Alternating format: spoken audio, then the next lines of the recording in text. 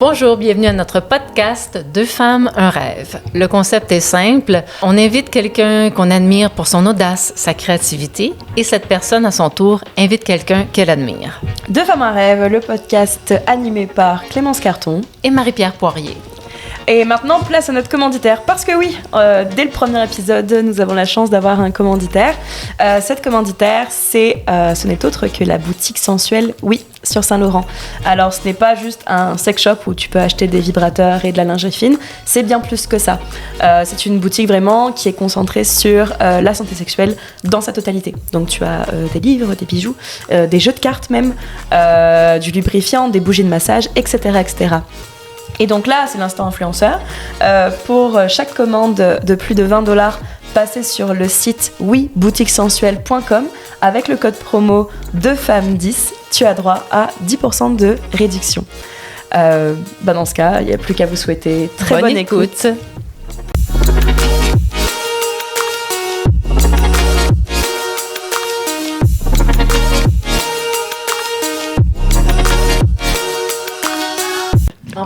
Commence par expliquer c'est quoi le concept du podcast, puis après ça, on part dans nos questions. Okay. Carrément, vas-y. Ben, en fait, nous, on invite des gens qu'on aime, qu'on admire, qui nous inspirent. Puis on demande à cette personne-là d'inviter quelqu'un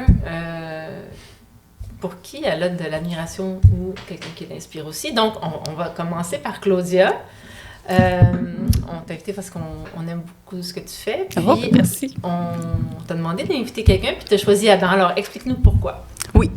Bien, Adam, c'est on se connaît depuis qu'on est en 2e année primaire. Puis, on a grandi ensemble, on a fait comme la guerre de la vie ensemble. Puis... Avez-vous gagné la guerre? Ou... ben, oui. Ouais. Pas sûr. Ouais, ben, je pense que oui, c'est parce qu'on a, c'est ça, grandi ensemble, on a vécu des choses, ensemble, comme les mêmes affaires en parallèle, puis là, maintenant, on est victorieux, on a une plus belle vie qu'avant, on est plus nous-mêmes. Ouais, je pense. Ouais. Fait que là, Adam, pourquoi moi je l'admire, c'est parce que c'est ça, je sais son parcours de vie puis tout. Puis là, la personne qu'il est maintenant, le père qu'il est, l'ami qu'il est aussi, c'est vraiment une personne, ben justement, j'ai demandé ce matin s'il pouvait venir au podcast aujourd'hui, s'il t'organiser, puis tout ça. Puis là, il est comme, là, tu me fais faire des affaires, mais pour vrai, c'est parce qu'il est vraiment gentil, là. Puis, tu sais, il est vraiment fiable, il est vraiment, tu sais, il m'a tout le temps dit, mettons, j'ai eu des passes de comme...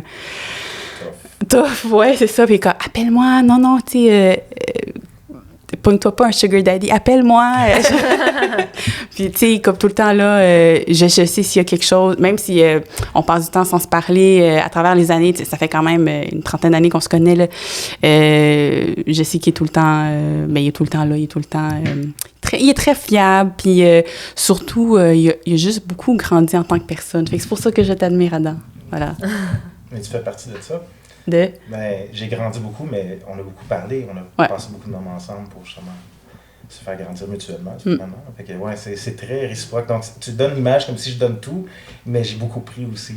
Donc, c'est très réciproque comme relation. C'est le genre de personne, tu vois, j'ai envoyé un compliment, puis il est comme, oui, mais toi aussi, blablabla, bababou, tu vois, une bonne personne gentille, voilà. C'est nice, c'est très nice. Puis, donc, vous êtes tous les deux des parents. Toi, t'as 3 enfants. Ouais. Puis toi, Adam? J'en ai 3. T'en as 3. Bon, comptez-moi ça, là. Comment ça... Oh, le chiffre 3. Le chiffre 3. Qu'est-ce qui se passe avec le chiffre 3? On a un délire sur le chiffre 3. Vous allez très... si jamais vous venez à notre show, vous allez comprendre pourquoi. OK. Un bon... pas teaser, ouais, c'est ça. Un bon... c'est agace, ça. Ouais. Si vous venez à notre show, on va vous l'expliquer. On va vous dire pourquoi. Comment ça se passe, la vie avec 3 enfants? Racontez-nous. Ouf! On peut commencer avec 6 enfants. Oui. Quand on était en camping. Ah oui. C'est pas si pire, je pense. Ils ont quel âge, premièrement? 15 ans, les deux, les premiers. Fait que nos premiers ont 15 ans. Après ça, mes 2 plus jeunes, ils ont 8 ans. Puis toi, ils ont... Evan, à quel âge? 13 ouais. Et 10. 13 et 10. Fait que là, 15, 13 et 10, moi, 15, 8 puis 8. OK, Ouais. avec les C'est âges, des jumeaux, les 8 puis 8? Non, mon dernier, c'est pas mon enfant biologique que j'ai adopté. OK, d'accord. OK. Et puis, du coup, comment ça se passe, on va dire, le quotidien, justement, avec 3 enfants, je dirais... 3 enfants, tout simplement, là. Pour 2, tu sais, mettons, t'expliques ça à 2 filles qui n'ont pas d'enfants. C'est ça, on a toutes les 2 pas d'enfants. T'essayes de m'expliquer une journée type, mettons. Ben, il n'y a pas de journée type parce que c'est tout le temps différent, non? Il y a une certaine routine dans la douleur. On souffre tout le temps, chaque jour. Non, c'est pas si pire. Oui, il y a une certaine difficulté, c'est lourd, des fois. Non, c'est vrai, c'est lourd. Mais tu sais, surtout monoparental. Ouais. Vous êtes tous les 2 monoparentales? Oui. On a vraiment une histoire de vie assez similaire dans nos victoires, nos erreurs. Là, on veut des détails. C'est quoi, par exemple, qui est similaire dans vos histoires? Codépendance. Oui. Oui, la codépendance, la dépendance affective. On est deux dépendants affectifs. J'étais un dépendant. Oh, t'étais? T'as gradué? Tu l'es plus? Je reviens, mais c'est un genre de... Ben oui, c'est comme un processus. Voilà. Oui, c'est ça. Mais oui, pour moi aussi. Ouais. Fait qu'on a comme grandi dans la même... nos familles se connaissaient, puis bon... On allait cueillir des fraises ensemble. Oui, on a eu notre premier job ensemble. Oui. Fraises. Ouais. Elle mangeait autant de fraises qu'elle en cueillait. Oui. Fait que je me faisais pas beaucoup d'argent. Toi, t'étais-tu bon pour cueillir des fraises? Moi, j'aime pas les fraises, fait que tout allait dans le pot. Fait que t'étais riche. Ouais, C'est pour ça que t'es mon ami. 8 heures de... À 14 ans, là. Ouais, c'était intense. Ouais. Mais ouais, c'était le fun. Ouais. Après ça, tu revenais chez nous, tu dormais. Ouais. Ouais, c'était fun. Ouais, moi, j'ai passé plusieurs étés chez eux. Ma mère, elle nous droppait avec mon frère. Avec mon frère aussi. Ma soeur, mon frère. T'es jeune en ici, ton frère. Il était où, mon frère? Je pense qu'il était pas là. Dans le coffre. Je sais pas. Mais... Il est comme apparu à un moment donné, je sais pas trop qu'est-ce qu'il était. Je sais pas d'où est-ce qu'il vient. Oui, c'est ça. Mais, parce que j'ai une soeur puis un frère. Puis, en tout cas, on passait des étés chez eux pendant que ma mère travaillait. C'est avec Jean-Alexandre, peut-être? Ah, peut-être. Peut-être ça. Ça fait des années, hein? Ça fait quand même 30 ans. Ouais. Quelque chose comme ça, ouais. Mais c'était le fun. Pour vrai, on a vraiment eu du fun. Ouais. Ouais, on a des beaux souvenirs de jeunesse. Puis après ça, les 2, on s'est mariés, pas l'un à l'autre, mais comme à d'autres personnes. On a eu des enfants, on a eu des difficultés, puis après ça, on a divorcé. À peu près en même temps, non? À peu près, ouais. Non, excuse-moi.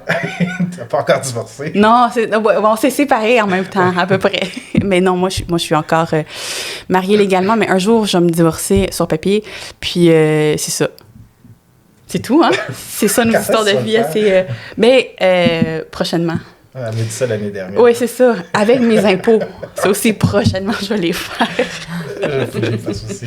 Ça ressemble finalement. Mais c'est ça ressemble beaucoup, ouais, dans nos combats. Puis nos qualités. Ben, on est persévérant, oui. Ah, on est persévérant. On a encore 3 enfants. On est naïf. Ouais, je me trouve pas naïf, là, personnellement, mais est-ce que je suis naïf?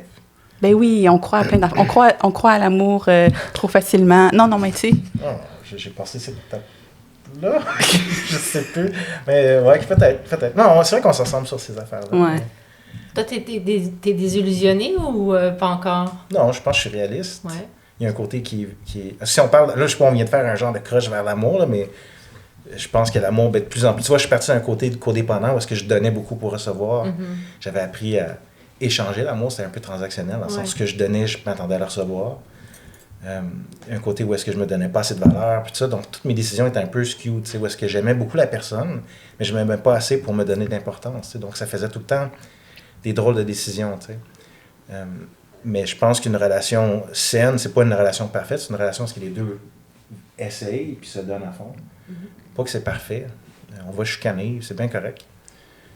On va se fâcher après l'autre, c'est bien correct aussi, tu sais. Mais tant que les deux continuent puis qu'ils essayent puis qu'il n'y a pas des gens de... puis que les deux respectent leurs limites, je pense que c'est ça le vrai amour, finalement. Est-ce que tu penses que quand on est codépendant, on ne respecte pas ses limites? Ah, c'est exactement ça. Mais c'est pas juste ça. C'est que ta limite, c'est de ne pas respecter ta limite, c'est ta façon de gagner de l'amour. Donc, c'est pas juste de réaligner tes affaires, c'est de se changer soi-même, de recomprendre c'est quoi le vrai amour, de comment aimer vraiment, tu sais. Essentiellement, un codépendant n'aime pas. Ben, il aime, mais tu sais, essentiellement, c'est qu'il fait une transaction pour se faire aimer, tu sais. Mm-hmm. Puis tant que tu n'as pas brisé ce pattern-là, puis tu n'as pas compris que, ah oui, tu es important, puis tu es capable de t'aimer, puis tu es capable d'avoir des gens autour de toi qui t'aiment, pas de façon inconditionnelle, parce que, ben oui, inconditionnellement, mais tu sais, Fait que de mon point de vue, l'amour se donne, mais la confiance se gagne. Donc, tu peux aimer bien des gens puis ne pas pouvoir être en contact avec eux, mais ça ne change pas que tu les aimes, mais tu ne feras pas nécessairement confiance à ces personnes-là, tu sais. Parce que ça se gagne. Puis ça, c'est au codépendant, justement, faire cette distinction-là, de dire, bon, de ne pas toujours faire d'échanges, d'avoir des limites, de se respecter, puis de finalement donner sa confiance aux gens qui peuvent la gagner, tu sais. Donc, c'est comme vraiment, tu changes ta façon de fonctionner au niveau de l'amour, puis comment tu reçois l'amour, puis comment tu la cherches aussi. Donc, je suis en rémission. Je sais où est-ce qu'il faut que j'aille, à peu près. Fait que là, c'est ça, tu es en rémission, mais peut-être que vous êtes justement sur le même, je dirais, pattern de vie. Est-ce qu'il y a des choses que vous faites justement pour, je veux dire, apprendre à vous aimer vous-même et ne plus être codépendant?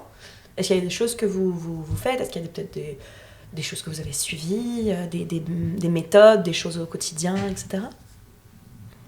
Je peux le dire, mais vas-y. La première chose, c'est de respecter ses limites. De comprendre ses limites où elles sont. Ouais. Puis quand tu comprends où sont tes limites puis que tu es capable de les faire respecter, c'est ça le cheminement, c'est dire non, à la place d'avoir peur de perdre l'amour, je vais faire ma limite, je vais imposer mes limites. C'est là que le cheminement se fait, puis qu'il y a un genre d'équilibre qui se remet. Puis après ça, tu attires les gens qui t'aiment réellement, puis tu éloignes les gens qui t'aiment pas. Ou tu t'éloignes d'eux autres naturellement parce que ça devient lourd, ces personnes-là. Puis surtout quand tu as tendance à avoir attiré des gens très malsains, à un moment donné, ça devient tellement lourd que tu t'en deviens presque malade physiquement quand tu es en contact avec ces gens-là. Tu sais. Donc, il y a un genre de... Bon, probablement que ça va changer un jour, mais encore aujourd'hui, s'il y a quelqu'un qui... Je le sens pas, là, je me sens pas bien, puis... Mais bon, tu sais... Apprendre à faire confiance finalement à tes guts, là, à ton intuition, je pense que c'est le cas de tout le monde dans la vie. C'est finalement apprendre à se faire confiance à soi-même et à oser dire ce qu'on... pas forcément ce qu'on ressent, mais à oser mettre une limite, dire écoute, ça, je suis pas bien avec ça. Et puis aussi prendre le risque de voir la personne s'éloigner ou de s'éloigner de la personne. Parce que ça, c'est un deuil aussi finalement. Même n'importe quelle relation, qu'elle soit saine ou toxique, à un moment donné, ça va pas. Faut être capable de se dire au revoir finalement. Mais, c'est là que la douleur vient pour un codépendant. Parce que dans ma tête, l'amour est conditionnel de rester tout le temps, puis le rejet me fait mal de façon intense. Donc, quand tu commences à dire non, il y a des limites qu'il faut respecter, tu acceptes aussi le fait que ça se peut que la relation ne dure pas. Tu acceptes aussi le fait que peut-être qu'il va y avoir une séparation à un moment donné. Donc, c'est pour ça peut-être qu'on s'est mariés, puis finalement on s'est divorcés, mais que ça a pris du temps, puis qu'il y a beaucoup de combats à travers ça. Puis avec des enfants, ça alourdit beaucoup la chose. La valeur du mariage. Il y a beaucoup de choses qui viennent à l'intérieur de tout ce mix-là, ce cocktail-là, finalement, de choses. Là. Mais bon, Puis je te dirais qu'une des grosses choses qui m'a aidé, c'est ce que Claudia me disait. Tu sais, celle qui fait de l'hypnose, là. Ah celle oui, que tu m'as présentée, c'est ça. Puis il y a une grosse question de peut-être vous la connaissez, là, mais bon. Oui, c'est Sarah Boulet. OK. Raboulet? Oui, Sarah Boulet, elle fait... Ah, Sarah Boulet, j'ai compris. Raboulet. OK, Sarah Boulet, OK. Ouais. Oui, fait que Claudia m'avait présenté cette personne-là parce que, bon, j'avais besoin de me reconnecter avec mon intuition et toutes ces choses-là. Fait que c'était des moments intenses, là, tu sais. C'était spécial. Je suis ressorti de là comme très connecté avec mes propres souffrances, avec toutes mes bobos puis mes affaires. Puis un des parties que j'ai beaucoup aimé, c'est de se reconnecter avec son jeune soi. Puis de dire, bon, tu es connecté avec ton jeune, puis bon, qu'est-ce qui serait s'il y avait tout eu ce qu'il a eu besoin à travers sa vie, puis à quoi il ressemblerait, puis qu'est-ce qu'il dirait. Puis c'était... Tu vois, je me rappelle encore comme si c'était hier. Ça m'a vraiment... Fait que merci de me l'avoir... Je t'avais jamais dit merci, mais merci de m'avoir présenté cette personne-là qui m'a beaucoup aidé. Ça fait plaisir. Parce que, tu sais, je voulais pas demander non plus, puis comment ça a été? Parce que, tu sais, c'est quand même assez personnel. Fait que je suis contente que ça a bien été. Mais tout le t'as appris des trucs. On n'a pas de tabou. Ouais, c'est ça. On s'était dit ça. Ouais, ça, c'est comme un mot d'ordre. À un moment donné, on s'est dit ça, là, qu'on n'a pas de tabou. Là, on se dit les affaires, puis on se juge pas. Puis, tu sais, finalement, ce qu'on se dit, c'est pas si pire. On s'est jamais dit quelque chose qu'on était comme, oh my God, c'est... C'est parce qu'on n'est pas si pire comme personne. Merci de me rassurer. Non, mais tu sais, t'as pas... À moins que tu me caché des choses. Non. OK. Non. C'est le moment de le dire. Oui, c'est exactement. Devant tout le monde. C'est ça, devant tout le monde, exactement. En toute intimité, devant vos 450 000 auditeurs. C'est ça. Comme dans François Pérusse. Ouais. Mais ça a l'air très... En fait, ce que je trouve génial, c'est que j'ai l'impression, en tout cas pour toi, c'est clair de rien, votre relation d'amitié toutes les deux, ça a l'air d'être la relation peut-être la plus saine que vous avez dans votre vie. Et c'est cool, on va dire, que ce soit resté plus de 30 ans et que ça continue comme ça et que ce soit de ce que j'ai l'air de voir là, très simple, très facile. Puis justement, le côté pas de tabou, le côté venir en aide, etc. Oser dire ce qu'on ressent, ça c'est top notch. C'est vraiment cool que vous ayez cette relation-là. Ouais. Surtout de savoir, parce que il y a des... comme... Je sais pas si c'est la même chose pour toi, mais des fois, quand je relate des affaires de ma jeunesse, là, que je les ai pas vécues si pire, là. Comme par rapport à mon éducation. Quand j'en parle à des gens qui l'ont pas vécu, ils sont comme « Oh my God, c'est donc bien horrible, c'est donc bien... » Tu sais, c'est incroyable. Les gens sont choqués. Ouais. Puis, je veux dire, il n'est pas arrivé... En tout cas, c'est... Puis, quand on en parle... Tu sais, nous, on le sait d'où est-ce qu'on vient, tu sais, il y a comme tout un préambule de on le sait, c'est quoi, comme c'était pas normal, mais je veux dire, personne n'est choqué de cette histoire de vie. Fait que je trouve qu'il y a quelque chose de rassurant aussi de savoir que quelqu'un te sait d'où est-ce que tu viens, puis comme, gars, Ouais, tu m'expliques quelque chose, puis je comprends déjà le contexte, je comprends d'où ça vient. Ouais. Ou bien, tu sais, ou bien, tu sais, mettons, si je dis, « Ah, ma mère, il est comme, ouais. » Que j'adore d'ailleurs, en passant. Non, c'est vrai. Puis ça, c'est mon...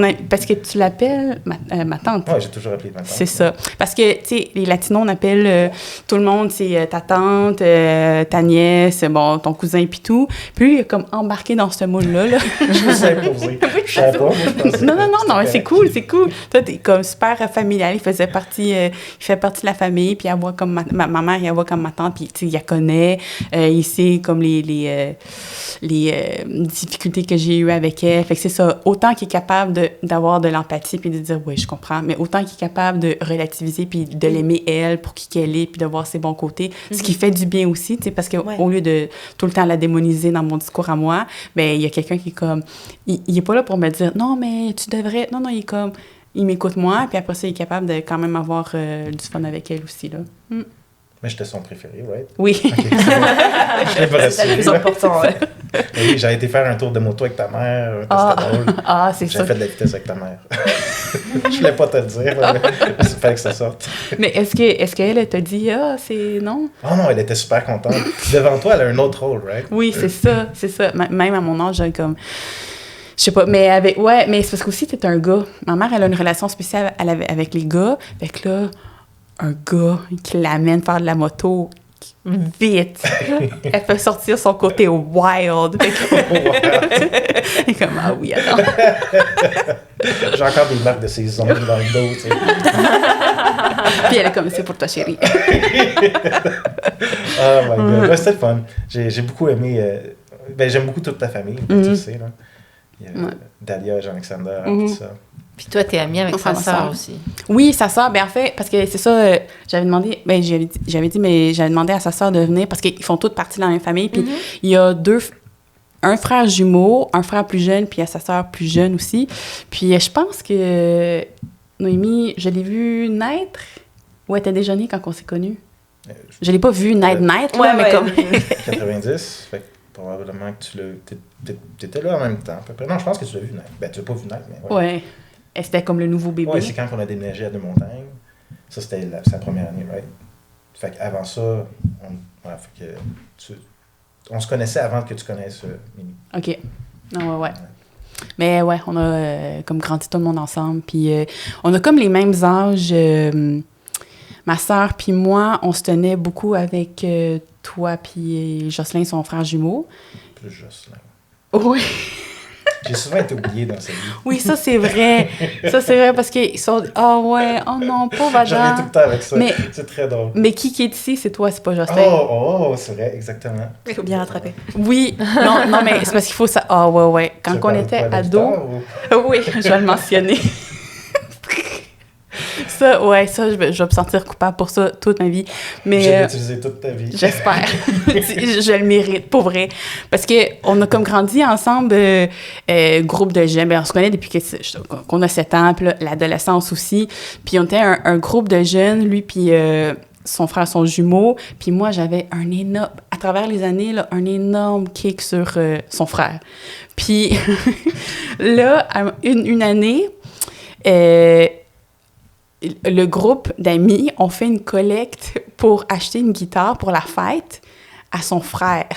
Sauf que c'est son jumeau. Puis, apparemment, moi, je me souvenais pas de ça, mais apparemment, j'ai été demander à lui de l'argent. Oui, de cotiser. C'est très drôle. Ouais. Oh mon Dieu. Est-ce que tu me l'as dit à ce moment-là que c'était ta fête aussi? Je sais pas, mais tu sais, moi, ça me dérangeait pas plus que ça. Pour vrai?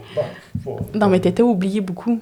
Je sais pas, attends une minute, là, t'es en train de faire un framing parce que je suis une victime rejetée de tout le monde. Non, mais parce qu'il était plus, extroverti, il était plus introverti. Fait que... Ouais, j'avais tendance à être plus introverti. Est-ce que c'est toi qui es né en premier ou lui en premier? C'est moi. C'est lui. C'est toi l'aîné? Oui, Est-ce que Golden Child. Est-ce que vous êtes jumeaux identiques ou non?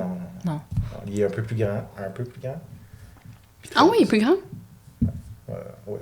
Okay. Espèce de ton point de vue, toi, t'es plus grand. Mais... Oui, c'est ça. Allô? Ouais. On fait qu'on est vraiment pas pareil. Mais bon, continue l'histoire où est-ce que tu t'es planté. Non, ben, j'avais fini. Non, mais j'étais... Ah non, mais vas-y. Non, c'était juste drôle. Mais tu sais, oui, fait que tu m'as demandé de cotiser puis tout ça. Puis je pense que c'était le jour de la fête que tu as réalisé que, oh my God, c'est sa fête aussi, right? Puis là, tu dis, hey, on a acheté un cadeau pour les deux. Puis là, tu as présenté la guitare pour les deux. Que t'avais cotisé? Oh, ben non, j'avais pas cotisé finalement. Ah, ok. Comme, je me rappelle pas, je pense que j'avais pas de scène à nouer, mais tu sais, on avait comme 14-15 ans. Donc, c'était avant les vrais travail. Puis les... Mais ouais, moi, je trouve ça très drôle. Tu te sens mal, mais je comprends pas pourquoi, c'est juste drôle. Ah non, mais comme... Ben non, c'est vraiment plate, là. Non, mais de ton point de vue. Oui, ouais. Du mien, c'est juste drôle. Ouais. Je t'endurcis, tu sais. Oui, c'est ça. Je tough. Mais ouais, c'est ça. Puis as-tu une bonne relation avec ton frère? Oh, une très bonne relation. Il est très occupé, il travaille fort et tout ça, mais on essaie tout le temps de se trouver des moments pour parler et tout ça. Lui aussi a une grosse famille, donc il a 4 enfants. Donc c'est ça. On a des grosses familles finalement. On est productifs. Ah, on est tous fatigués aussi. Oui, c'est ça. Ça doit faire 20 ans, 15 ans. Quel âge qu'elle a? 15 ans qu'on est fatigués. Ouais, c'est ça. Ça fait 15 ans. Ouais. Ça fait longtemps. Un bout. On a hâte d'être autre chose que fatigué. Ouais. Mais c'est pas super. Ça redonne beaucoup aussi. Ça te donne un sens à ta vie, ça te donne des responsabilités. C'est ce qui te fait lever le matin souvent. Puis, fait qu'il n'y a pas juste du négatif. Là, j'essaie de vous framer une situation. Les enfants, ça a beaucoup de positif aussi. Bien sûr. Je participe à la repopulation, parce que j'en ai 3. C'est comme un de plus. Aussi à la surconsommation des ressources, mais gars. En embarques-tu là-dedans? Je vais te perdre encore. Non, mais ils sont là, on est contents. C'est juste que... En tout cas, moi, j'en aurais pas d'autres, là, mais... Non? Non. Non, c'est correct. Ouais. T'approuves? On est assez fatigués. Oui, c'est ça. Ouais, on a assez donné, je pense. Mais c'est souvent comme... Ça, c'est une affaire qu'on comprend, c'est que tu as un enfant, tu es comme, ah, ça va bien. Tu as un deuxième, ça va bien. Troisième, oups, c'est un peu trop. C'est comme genre, c'est après Too que tu late. sais. Too late, tu vas être fatigué longtemps. Bon. Ouais. Qui est là-bas, d'ailleurs, mon troisième. Ils sont 3 dans la famille de Clémence. Ils sont trois, ouais. Moi, je suis la deuxième, ouais. Celle du milieu, la préférée. Je pense que mes parents ont été toujours très, très justes. Avec nous 3, c'est juste ma perception, je dirais, qui était peut-être un petit peu biaisée. Dans le sens où j'ai ma grande sœur qui a toujours la plus grande, donc forcément, on va dire tout eu en premier. Et puis le dernier, c'est le petit garçon. Donc moi, je suis comme la deuxième fille, genre au milieu, puis that's it. Mais je pense à l'adolescence et l'enfance, ça a été un peu compliqué. On se chamaillait beaucoup avec mes frères et sœurs. Je pense qu'ils vont très vite dire oui. Ils vont confirmer quand ils vont voir la vidéo. Puis là, depuis, je pense qu'on est passé tous à l'âge adulte. On s'entend super bien. Donc ça, c'est cool. C'est cool. Est-ce que toi, t'étais en chicane avec tout le monde ou toi, t'es comme le lien avec tout le monde? T'es-tu un peu la colle de la famille? Non, moi, j'étais celle qui me pognait avec tout le monde. Ah ouais, enfin, okay. Pas me pogner, mais beaucoup des affaires peut-être de jalousie, trucs comme ça. Ouais, il m'a embêté. Et puis après, ça crie. Puis au lieu d'engueuler juste mon frère, ils ont engueulé tous les deux, fait que moi, je trouvais ça injuste. Et voilà. Mais tu sais, c'est maintenant, quand j'y repense, je me dis c'était tellement dérisoire, tu sais. Ouais. En fait, ça allait très très bien. Ouais. C'est juste, c'est moi dans mon esprit torturé d'enfant et d'adolescente que ça n'allait pas, mais c'était ça. Ouais. J'avais comme une théorie que les deuxièmes de famille, c'est eux qui sont les plus pacifiques parce que le premier... Moi, je suis première dans la famille, puis le premier enfant, tu sais, les parents, ils ont tellement des exigences élevées parce qu'ils n'ont jamais eu d'enfant. Fait qu'ils sont comme, oh my God, il faut que tout soit parfait, puis tout ça. Puis là, rendu au deuxième, c'est un peu plus relâché. Là, ils savent que les parents, ils ont comme baissé un peu leur standard de soins. Ouais, d'exigence aussi, d'attente et enfin, tout ce qui est un peu punitif. Discipline, peut-être, Ouais. Puis, fait que là, le deuxième, il est comme plus, tu sais, plus relax. Puis de toute façon, le premier a déjà fait un peu des affaires qui se peuvent pas. Fait que de ce que je connais, là, les deuxièmes, c'est ça. Je pensais que c'était ceux qui créaient la paix, mais... Je pense qu'en fait, vu que ma sœur était tellement sage, moi, j'ai comme... En fait, de ce que ma mère m'a dit, c'est que la première année, je pleurais très peu. Je souriais beaucoup. Et apparemment, ça, c'est un signe comme quoi l'enfant a beaucoup de confiance. Et apparemment, j'étais un cauchemar ambulant dès que je me suis mise à marcher. Parce que j'allais partout, je m'enfuyais de la maison, j'allais voir le chien en face. Ouais, je suis désolée, maman. C'est juste comme des faux espoirs, là. C'est ça. Et puis, je pense qu'il y a aussi ce côté, comme, tu sais, je pense que c'est le cas pour n'importe quelle famille nombreuse. On a tous envie de se faire remarquer. Fait que je pense que j'ai fait plus de bêtises que ma sœur et mon frère. On va dire peut-être plus pour me faire remarquer. J'ai toujours été un peu la weird... celle qui faisait des conneries au repas, celle qui grimpait aux arbres avec des vêtements blancs, celle qui se coupait les cils au ciseau de cuisine. Ouais, je l'ai fait une fois. Ouais, j'en ai fait des conneries. Mais c'est jamais des conneries très graves. Mais... Ben, à part peut-être te crever un œil, là. Mais ouais. Mais tu sais, mes oncles et tantes, ils en parlent encore. Hein. Et puis le fait maintenant que je sois, entre guillemets, dans l'humour, que je fasse des podcasts, que je mets des blagues, je mets des vidéos rigolotes sur Internet, ils sont là. T'es complètement aligné avec comment t'étais quand t'étais plus jeune. Donc ça, au moins, je me dis, au moins, ça va, je me suis pas... Enfin, j'ai suivi, je dirais peut-être pas ma destinée, mais mon caractère quand j'étais enfant, c'est toujours le même, t'inquiète pas. Il y a eu pendant l'adolescence où genre j'étais en crise de rébellion ou quoi, mais là, à l'âge adulte, c'est comme, Clémence qui fait du twerk sur Facebook, oui, c'est tout à fait normal. Sur Facebook. Facebook, Instagram, partout là, mais non, c'est plus de monde possible qui fait devoir twerker, c'est ça que tu fais. Puis c'est ça. Mais c'est vrai que c'est marrant de voir que tu sais, je vais avoir 30 ans cette année et je me dis finalement, je pense que je suis clairement une version grandie et vieillie de moi quand j'étais petite. Et ça, je pense que c'est cool. Donc c'est ça. Mais ça, c'est intéressant. Est-ce que vous, mettons, tantôt, tu parlais de l'enfant intérieur puis du jeune. Est-ce que tu considères que l'adulte ressemble à ton enfant quand tu étais jeune ou tu as vraiment beaucoup changé entre les deux? Peut-être que toi, tu le saurais plus. Ouais, moi, je vais te le dire. Après dis-moi. Oui, après, Ben, moi, je pense que t'as éclos comme une fleur. Oh! Oui. Laquelle fleur? La marguerite? Non, une plus belle fleur. Mais comme c'est quoi, c'est le chrysanthème, tu sais, qui a comme un petit noyau fermé. Puis là, après ça, les pétales sont ouvertes sur le... Tu me voyais vraiment comme introvertie, intense. Oui, mais vraiment, parce que de mon souvenir, j'ai pas l'impression qu'on a beaucoup échangé quand on était jeune, comme ado. Pas tant que ça, ouais. Non, c'est ça. Puis il me semble que tu avais comme genre un ami proche à la fois, tu sais, versus, mettons, Jocelyn, que lui, il était comme en groupe, puis le monde était autour de lui. Puis toi, t'étais plus genre, c'est ça, introverti. T'avais l'air un peu plus tourmenté, mais c'est pas négatif. Non, mais c'est pas négatif. C'est comme plus... On a dit qu'on se cachait rien. Mais on n'a pas dit qu'on se cachait rien devant plein de gens. Ouais, non, pas vrai. Non, mais je suis d'accord avec toi, en fait. C'est quelque chose qui m'a suivi longtemps, comme ce tourment-là de dire... De se sentir aimé, toutes ces choses-là.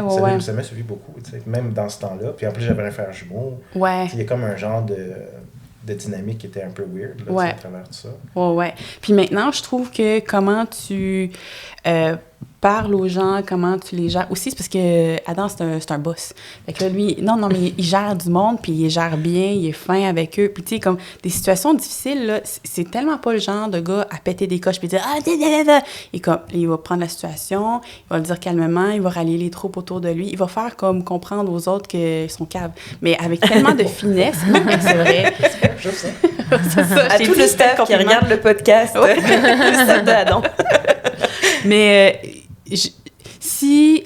j'aurais pas pensé que l'ado, Adam, aurait fait ça, serait devenu comme ça aussi tempéré, puis aussi sociable aussi. Mais parce que t'es comme... Quand on te rencontre, t'es agréable, t'es... ouais, c'est ça. T'es une personne sociable. Fait bref, je trouve que éclos. Je posais beaucoup de questions à l'adolescence, ces affaires-là. Je me rappelle, tout le monde était comme, OK, là, arrête de questions. Mais comme tu dis, j'étais tourmenté. Je me posais des questions, je cherchais les choses, je cherchais des réponses. Ouais. Puis ça fait partie de ma personnalité, de toujours vouloir comme aller plus loin, de toujours comme... Je me satisfais pas de ce qui arrive présentement. Je me satisfais dans le sens que je suis heureux où est-ce que je suis, mais il me semble que c'est plate de juste rester là. Fait que, je fonce tout le temps plus loin. Ouais. Fait que ça, c'était moi, mais je suis parti quand même loin. Fait que tu m'as vu tourmenter pendant longtemps. Ouais. Là, tu considères que tu es moins tourmenté? Oh non, je suis encore tourmenté. OK. C'est peut-être le combat d'une vie, là. Je pense que oui. De se détourmenter, ouais. Mais nos défis nous suivent pas mal toute notre vie. On pense qu'on peut changer. C'est difficile de changer. Puis, souvent, on va essayer de changer l'autre, qui est une erreur encore aussi pire, Mais nous-mêmes, on a de la misère à changer. On peut travailler avec nous-mêmes, mais c'est difficile de changer. Puis, si on change, c'est pas du jour au lendemain. Tu nourris ton cœur d'une certaine façon pendant des années. Puis après ça, c'est de comprendre des choses, de réaliser des choses pendant des années, encore une fois. Fait que c'est pas... Fait que on change pas du jour au lendemain. Puis, je reste avec mes défis. Bien, je pense que tu te poses peut-être autant de questions, peut-être des questions différentes, mais je trouve que ton attitude par rapport à la vie, c'est plus positif que quand tu étais plus jeune. Mettons, plus jeune, tu étais plus renfermée, puis plus, pas triste, mais comme... Quelque chose de sombre. Ouais, c'est ça. Puis maintenant, comme avec les questions que tu te poses, tu te donnes quand même le droit d'être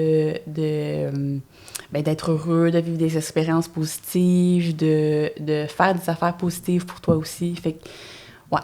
Ouais, ça fait partie de... Quand tu me disais d'arrêter de me poser des questions. Puis... Mais c'est vraiment, tu vois, ça, c'est nos défis, nos façons de gérer nos défis. Moi, c'était ça, poser des questions, pas être satisfait. C'était un peu... Ça revient un peu au même, mais à un moment donné, c'est ça, on se parlait, puis c'était genre, OK, là, c'est comme... On peut juste arrêter, puis juste vivre, puis arrêter de poser des questions. Parce qu'essentiellement, poser des questions tout le temps, c'est juste tourner en rond, tu sais. Il y a bien des réponses qu'on n'a pas. Fait que si tu n'es jamais satisfait de ça, tu vas juste te poser des questions, tu vas poser des questions, tu vas poser les mêmes questions. Puis finalement, puis souvent, on vient avec la question d'intuition. C'est à un moment donné, peut-être que tu pourrais juste t'écouter toi-même. Puis peut-être que tu sais, tu as déjà des réponses à l'intérieur de toi, mais des fois, c'est juste de s'écouter ses besoins. Puis même si tu fais une erreur, that's it, c'est correct. Là. Fait que ça revient. Fait que j'étais très tourmenté, mais tu vois, c'est ça. Fait que c'est drôle parce qu'on fait la loupe vers toutes nos discussions des dernières années, justement, de suivre notre intuition, puis tout ça. Puis ta perception de comment j'étais tourmenté, dans le sens que je me posais beaucoup de questions, puis je trouvais jamais mes réponses, finalement, tu sais. À revenir à dire, je suis mon intuition maintenant beaucoup plus. Pas toujours autant que j'aimerais. Donc, il faut que je te parle bientôt. Tu me liras mes cartes. C'est bon.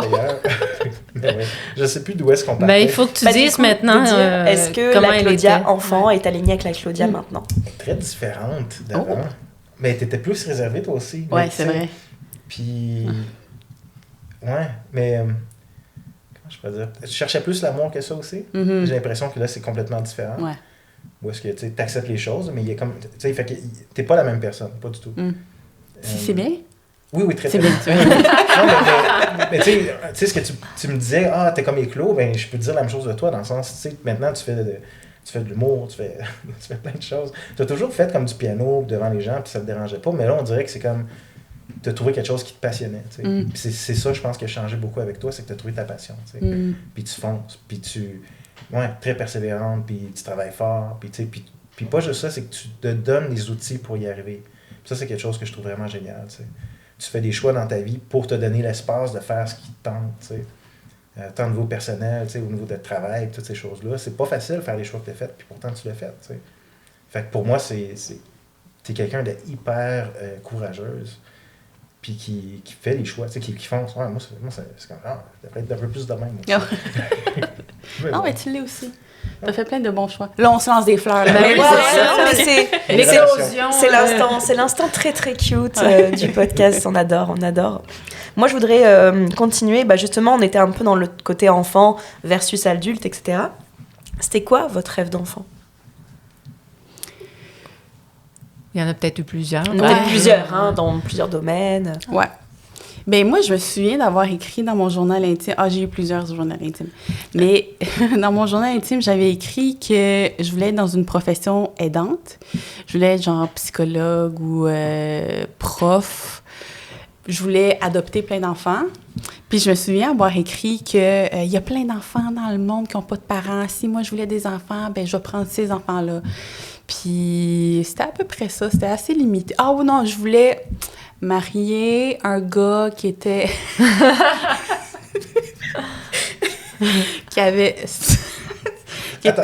Tu veux-tu vraiment le dire dans le public? Non, il y a des affaires que je vais omettre. Okay, Une affaire que je vais omettre. J'avoue que maintenant, j'ai envie de savoir. C'est le teaser que tu nous as fait. Oui, c'est ça. C'est... Bon, dans les critères, je voulais qu'il soit grand de 5 pieds 6, qu'il ait 4 ans de plus vieux que moi, qu'il ait des yeux verts. Ouais. C'est très précis. Ah, c'est absolument précis. Oui, c'est ça que personne n'a comblé, mais c'était ça dans... Ouais. Si jamais il y a un homme de 5 pieds 6 avec des yeux verts... Mais comme Adam, il a dit, j'ai changé. Alors... Ah, OK. Elle n'a plus aucune expectation. Oui, c'est ça. Parce que vous êtes tous les deux célibataires. Oui. Non. Non, toi, hein? Non. OK. OK. Puis toi, c'était... Moi encore. Non, mais c'était pas une invitation. Je vais les mettre dans les commentaires si jamais vous pensez que vous fitez. On vous donnera le contact de Claudia. Oui, c'est ça. Puis c'était quoi, toi? T'avais-tu des rêves quand t'étais plus jeune? Mais c'est similaire. Hein. Tu vois, les deux codépendants qui ont des intentions, listes, des ambitions ouais. similaires d'aider les autres. Ouais. Tu sais, au final, on voulait juste se faire aimer. Oui, c'est exactement. Tu y penses. Ouais. Mais tu sais, je voulais être policier, je voulais être enquêteur. Ça, c'était des choses qui me tentaient vraiment. Ça, c'était probablement à cause de mon grand-père, mon père, qui, tu sais, tout le monde était dans ce milieu-là. Tu sais. Mais finalement, je fais vraiment pas ça. Finalement, mais j'ai eu ma chance de faire... J'ai fait de la technique policière puis tout ça. OK, ouais. Ben, fait que j'ai fait de l'informatique au départ. Okay. Ensuite de ça, j'étais allé faire technique policière. Donc, j'ai été accepté soit en criminologie, technique policière. Puis je dis, moi, je veux vraiment être avec le monde, puis tout ça, technique policière. Finalement, à la fin, je voulais avoir une famille. Ça, c'était vraiment le plus important pour moi. Mm-hmm. Puis, j'étais pas capable de voir les deux, le métier puis la famille comme compatibles. Je voulais être présent dans ma famille. Mm-hmm. Je voulais pas avoir des shifts avec des horaires tout mélangés. Ouais. Bon, je sais qu'il y a des policiers qui sont capables de le faire, mais je voulais pas de cette vie-là si j'avais une famille, tu sais. Mm-hmm. Fait qu'après ça, ce que j'ai fait, c'est que cette semaine-là, j'ai dit, bon, je vais aller me chercher une job dans l'informatique. Fait que j'étais arrivé à la fin de ma technique policière, puis comme le dernier cours, j'ai lâché. J'ai jamais fini. Ça, j'en ai rêvé pendant longtemps, d'ailleurs. J'ai comme ce failure-là qui me suit depuis genre 20 ans. Mais bon, puis là, c'est ça. Fait que cette semaine-là, après ça, j'ai appris que ma femme était enceinte la même semaine que j'avais ma job à CAE, il y a plusieurs années. Puis c'est ça qui a comme ouvert ma carrière. Ouais, puis c'est drôle parce que essentiellement, ils m'ont engagé, mais au début, c'est parce qu'ils pensaient que j'avais fait mon ingénierie en, je sais pas trop, en informatique. Mais même pas, tu sais, c'est juste que vraiment pas. Fait que là, quand ils sont venus dans l'entrevue, ils disaient, qu'est-ce que t'as fait, tout ça. Bon, ben, moi, j'ai fait ma technique, mais j'ai pas continué. Après ça, j'ai été faire technique policière, t'sais. Mais tu sais, l'entrevue s'était tellement bien passé que le gars dit, on va y offrir quelque chose. Puis c'est ça qui a ouvert la porte finalement vers le métier que je fais aujourd'hui. T'sais. Fait que ton choix de carrière a été en fonction de l'importance que la famille avait pour toi dans ta vie. Ça l'a impacté, mais j'aime l'informatique, on s'entend. Okay. Je suis quand même... J'étais un nerd, là, j'aime ça, ces affaires-là. C'est pas par défaut, quoi. C'est vraiment... Ouais, non, t'aimes quand même bien... Oh, oui, définitivement. C'est comme, à chaque fois que j'ai des vacances, c'est sûr que je programme ou que je fais de l'électronique. Fait que ça reste là, tu sais. OK, ouais. Mais ouais. Et est-ce que tu aimerais ça peut-être un jour, justement, faire ce dernier cours, peut-être quand tes enfants seront plus grands? Ben là, il est trop tard, je te dirais. Ah oui, c'est parce qu'il va falloir que je reprenne d'autres cours pour me revenir à jour et tout ça. Ouais. Mais, tu sais, avec les années, je comprends maintenant que c'est un métier qui m'aurait fait mal, tu sais. Je pense que ça fait mal à tous les policiers, mais je suis peut-être juste pas assez psychopathe. Non, pas psychopathe, mais tu sais, c'est drôle parce que dans les cours, on apprenait que les policiers ont comme des phases au niveau de leur métier. C'est-à-dire, la première année, ils sont vraiment motivés, puis ils veulent changer le monde. Puis après un an, ils voient les mêmes personnes qui mettaient dans la prison vendre la drogue encore aux enfants, puis que finalement, c'est un genre de cercle, puis ils font juste leur job après, que c'était comme 3 ans à peu près. Après là, ils deviennent désillusionnés un peu, puis ils font leur job. Ils la font bien. On s'entend qu'au Québec, c'est vraiment différent des autres pays. Là, on a vraiment des bons policiers ici, de mon point de vue. Mais bon. Mais il y en a qui tombent en dépression à cause de ça. Oui, puis, c'est ça. Mais c'est dur, ils sont en contact avec le méchant tout le temps. Puis quand ils font une bonne action, c'est rare que les gens vont dire « Ah, good job! » Non! c'est rough. Puis le milieu policier, comme au niveau de la hiérarchie, ces affaires-là, ça joue rough aussi. Là. Il y a beaucoup de politique. Il y a beaucoup de... Tu sais, les affaires que j'entends avec les femmes policières, que si vous voulez avoir une promotion, c'est ça. Mais c'est partout comme ça. Là, fait que t'as du bon monde, t'as du mauvais monde, comme dans toutes les sociétés, comme dans toutes les sphères. Puis là, mais là, t'es dans une sphère où est-ce que t'as de l'autorité, fait que c'est dur, ça joue tough, tu sais. Qui dit autorité dit abus de pouvoir. Ben, essentiellement, mais tu sais, t'en as dans la DPJ, t'en as dans toutes les sphères. C'est pas comme les policiers qui sont les plus... Oui, ça va attirer un certain type de personnalité quand même, mais on est humain, là. Tout le monde, tu sais, tout le monde est un peu fucké, là. Ben, c'est pas une job facile, moi. Non, c'est sûr. Ouais. Fait que j'aime pas bâcher un métier quand je sais que même à travers les professeurs, il y en a des bons, il y en a des mauvais. C'est ça. Infirmiers, ben j'espère qu'ils sont tous bons. Surtout celui que tu vas pogner quand tu vas être à l'hôpital. C'est ça. Mais même là, tu sais, c'est humain, tu sais. On aime ça bâcher en tant qu'humain, un groupe, un ci, un ça. Mais la réalité, c'est qu'on est tous pareils. On est tous très similaires, on n'est pas parfaits. Puis c'est bien correct, là, dans le sens, c'est ça l'humanité. Ça, c'est ma psychologue qui me disait comme d'apprendre à aimer cette humanité-là, de dire bon, c'est comme ça qu'on est, puis de s'apprécier comme être comme ça. Oui, on a des bons, on a d'un genre d'acceptation puis de beauté derrière ça, malgré tout. Ouais. Et ouais. Là, je suis parti dans la finale. mais ouais. Fait que je suis policier, c'est ça. Fait que tu as été en thérapie. Oui. Oui, ça, c'était spécial. Mais justement, à travers le divorce, ça a été difficile. Ouais. Je ne vais pas trop dans les détails parce que c'est pas juste moi que ça concerne. Mais il y a un moment donné où est-ce que comme je ne savais plus quoi faire avec moi. C'était vraiment difficile. Puis j'ai écrit un courriel. Bon, j'ai été sur le site web de tous les psychologues. Là, j'ai trouvé un nom qui trouvait nice. J'aime le nom. Son nom, mais c'était un bon nom. C'est cool. J'ai envoyé un courriel. Je dis, regarde, je sais pas trop quoi faire. Puis tu m'aider. Puis elle m'a dit oui, ok, pas trop. Elle m'a invité chez elle, tu sais, puis dans son bureau. Ouais. Ça sonnait vraiment bien. On avait compris. Oui.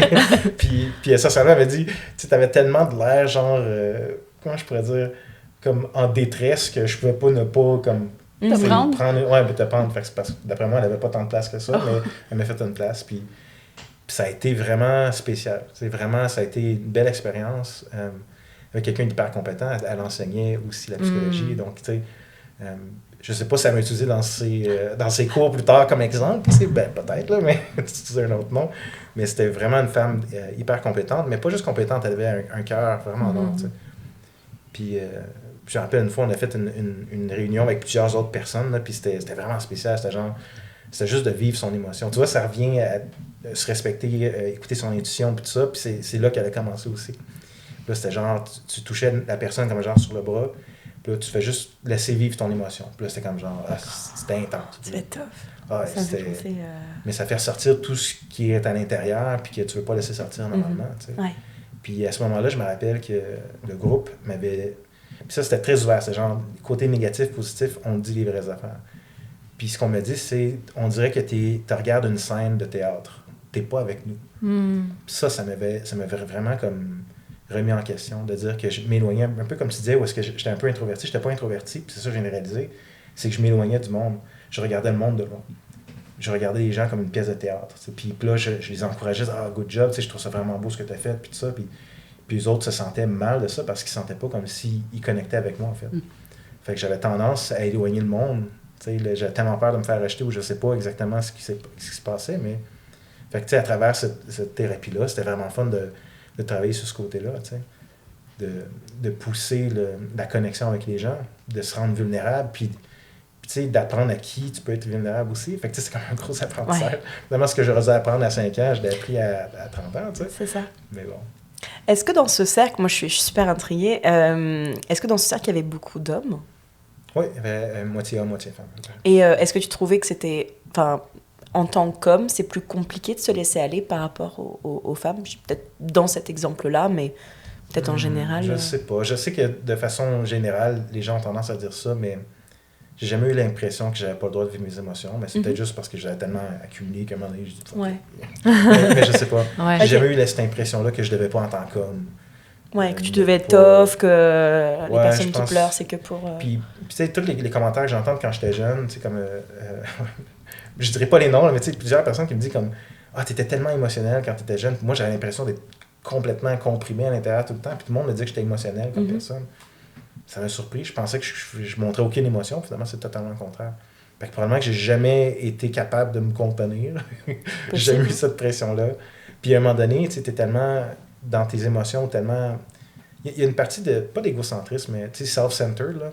Quand tu te regardes tout le temps, puis tu sais, la douleur ou la difficulté dans la vie vient souvent du fait que tu te regardes un peu trop. Puis je pense qu'il y a une partie de ça où est-ce que j'ai tellement focusé sur mes besoins ou mes douleurs que je voyais pas vraiment ce qui se passait autour. Je voyais les gens de loin un peu. Fait qu'il y a comme... Ouais, tout tourne autour un peu de ça. C'est comme si tu n'étais pas engagé dans la vie complètement, puis tu regardais ça comme un spectateur. Oui, exactement. Donc, tu ne pouvais pas avoir de vraie connexion profonde, on va dire. Oui, c'était exactement ça. Puis toutes mes émotions, je les rationalisais. J'expliquais mes émotions. C'était pas... Je vivais l'émotion, je vivais pas l'émotion. Je me rappelle que dans cette thérapie-là, elle se forçait pour me faire pleurer. Là. C'était comme genre, elle veut faire sortir les émotions. Puis elle réussissait, mais ça restait 1 seconde, puis la seconde après, comme les larmes coulaient, puis après 1 seconde, c'est fini. Puis j'avais tout rationalisé dans ma tête. C'était comme des réflexes tellement comme ancrés en moi de bloquer tout. T'sais. Mais c'est un réflexe de survie, ça. Oui, exactement. Quand tu bloques l'émotion parce que il y a un danger à te laisser aller, donc tu as appris ce mécanisme-là de défense. Oui, exactement. Tout simplement. Puis le framing, c'est de dire que ces mécanismes-là t'ont permis d'avancer jusqu'où est-ce que t'es. C'est ton super pouvoir, de certaine façon. Ouais. Mais est-ce que présentement ça te sert? Non, tu sais. Ça t'a sauvé, mais là, c'est plus utile. Exactement. Donc, c'est ça. Fait que c'est de level up, de se changer pour justement vivre une vraie vie, de vivre avec le monde, de connecter avec les gens, puis d'aimer sa vie, finalement. Wow, t'as vraiment fait un gros travail sur toi. C'est très impressionnant. C'est hyper impressionnant, mais... Non, mais ça demande du courage d'aller voir à l'intérieur comme ça, je trouve. D'aller creuser dans les abysses de son âme. Il y en a qui vivent tellement dans une vie de je dirais, superficielle, faut être productif, etc., qui se laissent complètement tomber, entre guillemets. Puis je suis pas du tout psy, mais est-ce que c'est ça, justement, tout ce qui est les burn-out, tout ce qui est les moments où les gens sont juste plus capables, mais parce que, justement, les émotions ne sont pas alignées avec les besoins, avec le corps, et aussi de se sentir dans un endroit sécuritaire pour exprimer ses émotions. Je pense que dans le monde dans lequel on vit, je pense qu'avec notre génération, en ce moment, c'est de plus en plus, je dirais, peut-être démocratiser, vulgariser le fait de pleurer, c'est pas juste les faibles qui pleurent. Mais vraiment le côté, on apprend un peu à s'accepter au lieu de tout condenser à l'intérieur de soi. J'ai entendu dire comme quoi les relations plus, comme quoi c'est 15-30 ans, en fait, ont tendance à être plus solitaires, alone, se sentir plus seul que les autres générations, en fait. Fait que oui, vous avez une plus grande ouverture, mais il y a une connexion qui disparaît quelque part. Je sais pas, c'est ce que j'ai entendu avec dire. les réseaux, c'est sûr, ça a pas arrangé les choses. La connexion que t'as pas, ton monde, ton monde est tellement étendu que c'est finalement... ça, tellement étendu que ça perd de son sens, en fait. Parce que nous, on a, en tout cas, moi, j'ai pas grandi avec Internet, là. Je veux dire, quand j'étais jeune, j'allais jouer dans la ruelle. Je veux dire, il y avait vraiment une connexion avec l'humain. La communauté, tu sais. Ouais. Puis là, c'est ça. Si tu grandis devant ton téléphone ou ton iPad, mais t'as plus cette connexion-là. Je pense que c'est ça qui... Puis tu développes pas les skills pour aller chercher cette connexion-là. Donc, je veux pas être dark, là, puis dire que... Mais bon, il y a un wake-up call. Je pense que chaque génération a ses problèmes. Chaque génération a ses problèmes, chaque génération a ses façons de gérer avec les problèmes. Je pense qu'on le voit, je dirais, les différences, même d'éducation, comment nous, on a été éduqués et comment nous, on éduque. Je pense qu'il y a un gros clash aussi à ce moment-là. Je pense que vous pouvez peut-être le confirmer. Nous, on peut pas, là, mais... C'est quoi le temps d'écran de vos jeunes? Je vais te laisser répondre. Mon garçon est sur un écran. Oui, c'est ça. Toi, t'as 3 garçons, hein? Ouais, c'est ça. J'en ai 3. Mais pour mon plus vieux, c'est quand même assez difficile. Là. C'est... mettons, par jour, officiellement, il faudrait qu'il soit après l'école, peut-être 3 heures de temps, 2 à 3 heures de temps. Après ça, je coupe Internet. Puis, durant la fin de semaine, c'est un peu free for all. Puis, je suis comme surprise aussi qu'ils ne veuillent pas vraiment aller voir des amis. Des fois, il y a comme des opportunités pour aller en voir. Puis, je dis, ben, tu sais, tel ou tel ami, il est comme, oh, non, ça me tente d'être relax à la maison, puis tout. Mais, tu sais, il y a comme un aspect d'anxiété sociale ou de, tu sais, pas valoriser cette connexion-là. Ou bien, tu sais, même quand ils sont ensemble sur l'écran, puis là, j'y vois mettre des stories, puis tout ça. Fait que c'est beaucoup plus que qu'est-ce que je voudrais. Pour les 3, non, pour mes plus jeunes, un peu moins. Je pense que c'est peut-être 30 à 45 minutes par jour, mais c'est parce que je peux sont comme plus facilement contrôlables. Tu sais, je peux physiquement enlever le téléphone, tandis que mon plus vieux, il a son propre téléphone, qu'il a payé avec ses données et tout. C'est toute une négociation d'affaires, là. Fait que, Oui, parce qu'on crée vraiment une dépendance. Ben, nous-mêmes, on la vit, cette dépendance-là, au téléphone, aux réseaux sociaux. Fait qu'eux aussi, ils l'ont. Ils sont comme nous. Puis toi, tes enfants? Ben, moi, j'ai pas mis d'heure précise, mais parce qu'on a une routine. Fait que les soirs de semaine, c'est genre... C'est ta routine. Là. C'est comme genre, depuis que je suis jeune, ben, tu sais, monoparental. Il faut que tu aies une routine, sinon on le fait. Fait que, puis j'en avais un qui était comme un peu TDA, là, c'est-à-dire fait qu'il a besoin d'une routine de choses à faire. Fait que, mais c'est sûr que c'est mon plus jeune qui est plus dur à contrôler, je te dirais, parce qu'il finit tellement vite sa routine que finalement, il y a plus de temps. Puis la fin de semaine, ben, j'essaie de faire des activités avec eux autres, j'essaie de sortir, j'essaie d'aller marcher, mais ils n'aiment pas tout marcher. Fait que, mais mes enfants sont très actifs, fait que tu sais, comme... les deux sont en sport-études à Édouard-Montpetit, donc ma fille qui fait de la boxe, puis mon garçon qui fait du skateboard. Donc, tu sais, fait que les deux, c'est comme, de 8 à midi, ils sont à l'école, après ça, ils sont des heures et des heures à jouer, puis... Fait que j'ai la misère à leur dire, t'as pas le droit d'aller sur ton téléphone qui a plus bougé que moi, même quand j'étais jeune. C'est ça. Le sport, c'est vraiment une bonne... C'est nice, hein? C'est cool qu'il y ait beaucoup de programmes comme ça de sport-études qui permet aux jeunes de bouger. Là. Encore là, il faut que tu rentres dans le programme aussi. Oui, il faut que tu rentres dans le programme. Parce que mon plus vieux, il voulait aller dans une école où est-ce qu'il a fait un programme de théâtre aussi. Puis, il avait été sur la liste d'attente. Tu sais, il avait été accepté, mais sur la liste d'attente. Fait que finalement, il n'est jamais rentré. Fait que là, il va à l'école régulière, ce qui est correct. Là. C'est juste... Je trouve, tu sais, moi, j'ai été à l'école académique musique, puis ça occupe beaucoup d'espace. Fait que toutes mes activités, c'était de la musique à l'extérieur de l'école. Fait puis lui, il n'a pas ça, il a juste ça. Il va à l'école, après ça, il va jouer un petit peu au basketball avec ses amis. Des fois, il va au gym, mais c'est pas... il passe vraiment beaucoup de temps là, sur l'écran. Fait que moi, je pense que je suis plus... non, tu fais pas... J'ai plus de prise de bec avec lui, peut-être que toi avec tes enfants, là, par rapport à l'écran, là. Mais Edouard, mon petit, c'est pas le même mindset. Il y a comme un côté où est-ce qu'ils veulent... Tu sais, mon garçon, c'était pas celui qui a les meilleures notes. Il est super brillant, mais discipline, c'est difficile. Mais ils l'ont pris parce que ça faisait une différence dans son parcours. Parce que ça l'aidait, puis il est motivé, puis il veut continuer de faire son skateboard. Fait que, tu sais, c'est pas le même mindset que quand moi j'étais jeune, où est-ce qu'il fallait que tu aies des notes 80 tout le temps. Puis, non, présentement, c'est un peu plus... Ils veulent que les enfants soient successful, soient d'un mot français. Là. Oui, qu'ils aient du succès. Du succès, finalement. Fait que c'est différent, je sais pas. Peut-être qu'il devrait venir... faire la boxe. Oui, sûrement. Oui, il devrait. Je pourrais l'inscrire pour l'année prochaine. Oui, c'est bon. Je vais pour l'aider. C'est good. C'est ça, c'est le genre de programme que vous recommandez vraiment par rapport à l'école. Enfin, si les jeunes ont une faculté vraiment bonne dans un sport en particulier, vous le recommandez. Ben même si t'en as pas. Tu sais, je pense que ça se développe avec le groupe, vu que tu as ton groupe d'amis qui font le sport, fait que t'es comme, OK, je vais jouer, tu sais. Fait que c'est pas... Parce que c'est pas pour... devenir athlète professionnel, c'est vraiment plus pour occuper ton esprit, comme pour l'éduquer autrement, puis l'enrichir. Fait que c'est plus ça la valeur de ces programmes-là. Fait que même si t'es comme poche dans un sport, fais-les. Ou n'importe quel autre programme qui a comme, justement, théâtre ou musique ou n'importe quoi. Ou danse. Ouais, danse. Même qui implique une communauté, en fait. Parce que c'est sûr, ça lie peut-être beaucoup plus que ceux qui sont en école régulière. Et puis, tu peux être tout seul au lunch, tu peux être tout seul en récré. Pas parce que tu es à côté de quelqu'un dans la classe que tu vas forcément être meilleur chum avec, quoi. Ouais. La seule affaire, tu sais, parce qu'il y en a des programmes comme ça au public, mais c'est ça, il y a tellement pas assez de place que, justement, tu peux faire l'audition, tu peux faire... tu sais, tu peux entrer, mais il y a comme la liste d'attente, puis finalement, justement, tu rentres jamais. Là, fait faudrait faire plus de programmes diversifiés. Ouais. L'appel est lancé. Ouais, c'est ça. Le défi. Mais ouais. Moi, j'aime toujours demander si vous avez un rêve secret. Maintenant que vous êtes adulte et que vous êtes épanoui et que la fleur a éclos. Un rêve secret. Toi, t'en as-tu un rêve secret? Pas dire ça. On peut couper ça au montage.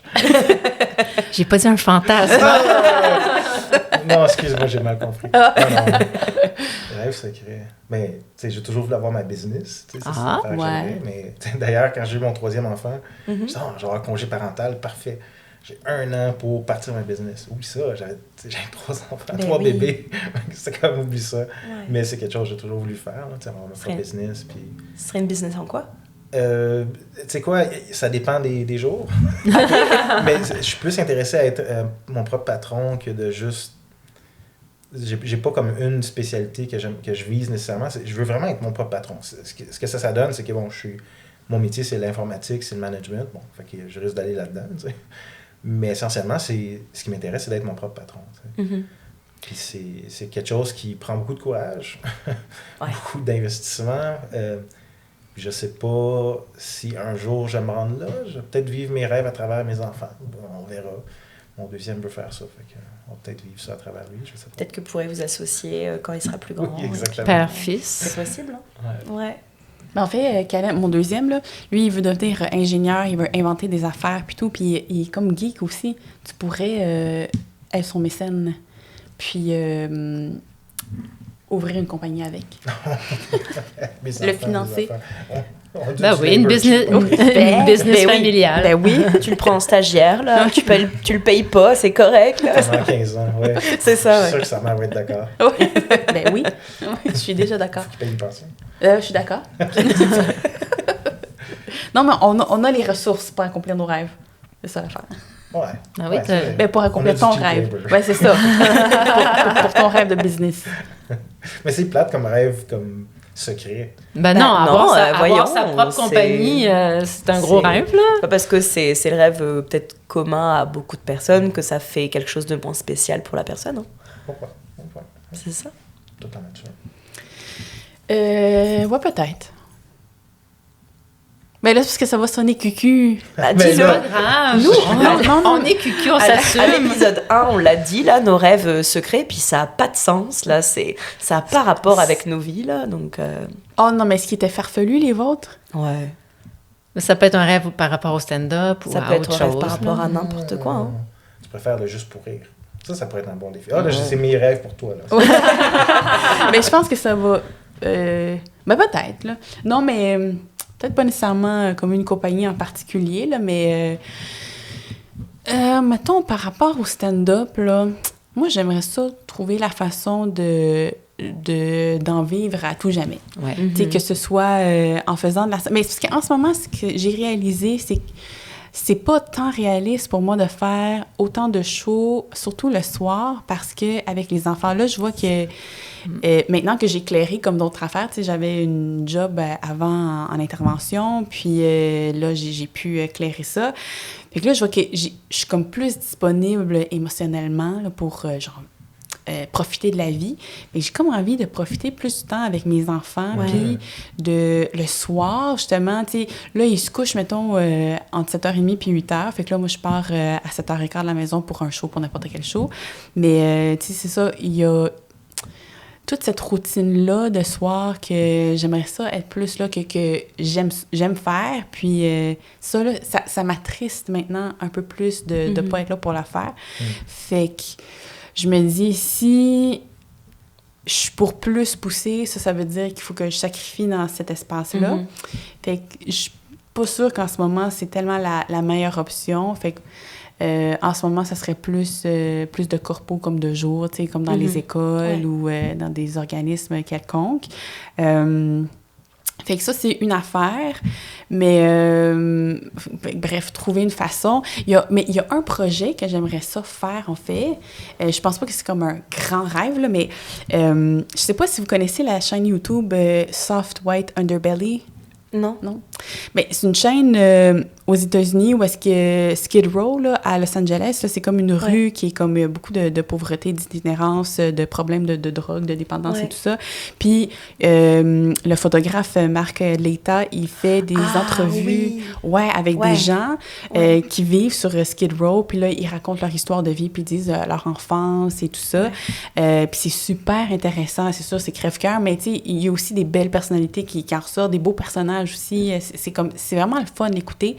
Puis j'aimerais ça faire la même chose ici avec les femmes autochtones, les femmes inuites, parce que mon garçon, mon plus jeune, il est inuit.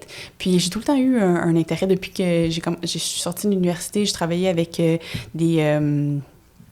des autochtones sur des réserves et tout. Puis c'est ça, moi, leur histoire de vie, puis comment dire, l'historique, la place dans le Canada, je trouve ça absolument épouvantable qu'il n'y ait pas plus de place. Fait que c'est ça, je me suis dit, j'aimerais ça faire la même chose avec la communauté autochtone puis inuit ici à Montréal. Puis c'est ça, faire rayonner un peu plus leurs histoires, puis plus les humaniser.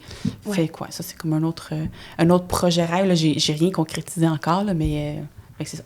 Il suffit de te mettre en contact avec les bonnes personnes, puis ça peut vraiment vite se concrétiser. Hein. Ouais. C'est un beau projet. Hein. C'est un très beau projet. Mais je me dis, je pense que la première étape, ça va être d'aller dans la rue, puis parce que je veux apprendre Inuktitut, là, puis que mon garçon il est inuit, puis je me dis que ça serait un bon premier contact avec les gens, là, pour...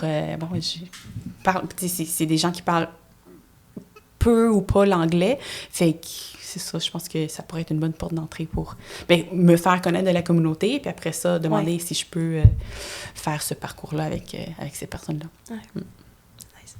Oui, t'arrives pas avec ta caméra jour 1 dans leur face. Comment ton enfance? Il faut créer, faut créer des liens, puis une confiance. Relation de confiance, Ouais, puis aussi pas juste comme que ce soit utilitaire non plus, comme « Hey, raconte-moi des affaires, après ça, moi, je vais devenir populaire, ciao, bye. » Il faut que ça serve aussi, là, C'est que le entre guillemets, la visibilité de tout ça, ça leur comment dire, ça leur donne, on va dire, des moyens par après. Ouais, exactement. Que vraiment que ça élève la communauté plus que me servir à moi. Mais c'est ça, je pense que il y a parce que moi, quand j'ai connu l'histoire des peuples autochtones puis des Inuits, c'est pour moi, ça a ouvert quelque chose dans ma tête. En tout cas, c'est ça. Je pense que si plus de gens connaissaient puis mettaient un visage derrière des histoires sur papier, je pense que ça peut aider le dialogue. Oui. Ça peut... On peut se sentir peut-être plus proche, je dirais, de dire « Ah bah tiens, on a peut-être ce point-là en commun. » Ouais. Et qu'il n'y ait pas cet énorme fossé, finalement, entre, on va dire, les Québécois, les plusieurs communautés au Québec et les communautés autochtones. Ouais. Puis j'avais vu une citation, c'est... Roméo Leblanc, un des gouverneurs généraux du Canada, il avait dit pour la réconciliation entre les peuples autochtones puis le peuple canadien, que c'était plus, c'est pas quelque chose de juridique, tu sais, pas des lois, c'est pas nécessairement ça qui va faire comme le pas vers la réconciliation, mais ça va plus être un mouvement du cœur. Tu sais, je pense que justement en humanisant les gens, je pense que ça peut faire un pas de plus dans cette direction-là. Leur donner une voix puis un moyen de s'exprimer. Ouais. Fait que c'est ça. T'es beau. Fait que cet été. mais pour vrai, oui, parce que... Mais là, maintenant que je l'ai dit, je suis comme, oh shit. Ouais. Là, ça va... Maintenant, je suis au courant. Oui, c'est ça. Tu vois sur mon dos pour la faire. Non, mais c'est bien. C'est ça, quand tu le verbalises, Ça, c'est la première étape, le verbaliser, le manifester, là. Ouais. Maintenant, là, c'est bon, là, c'est écrit, c'est publié, là. Oui, exactement. C'est trop tard, maintenant, pour pas le faire. Exactement. Plutôt que ça reste une idée dans ma tête. Voilà. Il y a comme tellement d'autres affaires qui sont des idées dans ma tête. J'ai comme plusieurs projets, aucun, peu ou pas concrétisés, là. Fait que justement, il faut arrêter de le garder dans la tête, puis je le dis. Fait que là on est à cette date-ci, là, mais là, je vais faire des pas, puis là, lui aussi, il va être comme, là, t'as-tu été parler à des gens, là, t'as-tu été, là? J'ai trouvé quelqu'un. Ouais. Oh yeah! Pour vrai? Ouais, c'est facile de trouver quelqu'un, non? Je me fie à Où vous ça? autres, là. Moi, je suis ici, fait que vous m'avez trouvé d'une certaine façon. Ouais. Donc, jamais je croyais que c'est difficile de trouver des... Des gens? Ouais. Oh non, oui, non, c'est juste de faire le pas d'aller parler. Ah, OK, bon, Ouais. ça... Non, mais Adam, il va faire le suivi. Il va... Oui, Oui, c'est ça. Tu vas être le manager derrière le projet. Manager C'est et cheerleader. C'est un bon Cheerleader. cheerleader, ouais. C'est bon. Comment on appelle ça? Pas un accountant, mais tu sais, un accountability buddy. Ouais. Oui, Quelqu'un c'est qui ça. va te checker, Ouais. qui va te dire, écoute, est-ce que tu as fait ça? Est-ce que Ouais. tu as rempli tes objectifs de la semaine? Partenaire de redevabilité. Ah, ouais. C'est ça. Oh. Puis pareil pour toi avec la business. Ouais. J'allais dire, peux-tu m'aider à faire mes impôts? Mais... Non, mais je connais quelqu'un. En moi, t'es On s'en quelqu'un, on va le reparle. faire. Oh, c'est ça. On s'en Ah non, reparle. je peux les faire pour toi. Moi, je peux pas les faire pour moi parce que, tu sais, mon statut a comme un peu changé. Mais je peux les faire pour toi, je te jure.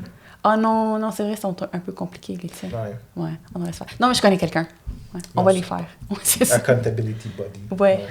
C'est bon. Ok, nice. Moi, j'aurais une autre question par rapport. Rapport avec les rêves. Ça serait quoi pour vous, du matin au soir, une journée parfaite? Les enfants qui vous laissent dormir, premièrement. Ou qui viennent vous réveiller avec le petit déjeuner. Ouais. Une journée où est-ce qu'on se lève sans être fatigué. Ouais. Déjà, là, parce que ça te permet de profiter de ta journée. Ouais. Mais avec tes enfants. Ça, il faut que ça commence le soir d'avant. Peux-tu avoir 2 jours? Oui. Le Journée avec les week-end, enfants, tu sais, journée sans. Mais tu te Ah. réveilles dans les meilleures conditions. Qu'est-ce que tu fais? Qu'est-ce que tu programmes? Ben moi, mettons, là, je me lève, puis là, j'ai fait ma méditation, mes tirages de cartes, mes exercices, là, j'ai bien mangé, là, après ça, je vais écrire, après ça, je vais voir des gens, parler pour ça, là, pour le projet avec les personnes autochtones. Après, probablement, je vais échanger avec quelqu'un, soit un collègue artiste, soit humoriste ou quelqu'un d'autre de passionné, parce que ça m'inspire de parler à des gens qui aiment qu'est-ce qu'ils font, puis tu sais, ça, peu importe qu'est-ce qu'ils font, c'est motivant. Ça, après ça, j'irai manger et et probablement un show là-dedans, là, peut-être dans la journée ou peut-être en soirée. Un petit corpo. Ouais. Puis ensuite, parler à des gens que j'aime parce que ça fait du bien. Ouais. Ce serait ça une journée idéale. Ah, j'imagine, c'est mon tour. Oui, c'est à ton tour. Comme je disais, je veux pas être fatigué. Ouais. Fait que ma journée commence la journée d'avant, parce que je dors bien, right? Fait que je me couche tôt. Mais essentiellement, une journée commence tôt, dans le matin. J'aime bien les matins. Même si j'ai de la misère à me lever le matin, j'aime le matin. Je sais pas ce qu'il y a de spécial avec le matin, mais j'aime juste prendre mon petit café. Latte, en fait, parce que j'aime pas tant le café que ça. Mais, tu sais, m'asseoir, juste respirer un peu, être avec les enfants, un bon petit déjeuner, tout le monde ensemble, des œufs, puis du bacon. Puis aller faire une randonnée dans la journée. C'est comme faire une bonne activité physique. Là. Ça j'adore ces affaires-là. Donc, puis finir la soirée peut-être avec un feu ou avec sur le balcon de Claudia, qui a fait toujours des super balcons maintenant. Là. C'est comme sa passion. C'est vrai? Ouais. Tu Des décores balcons. des balcons?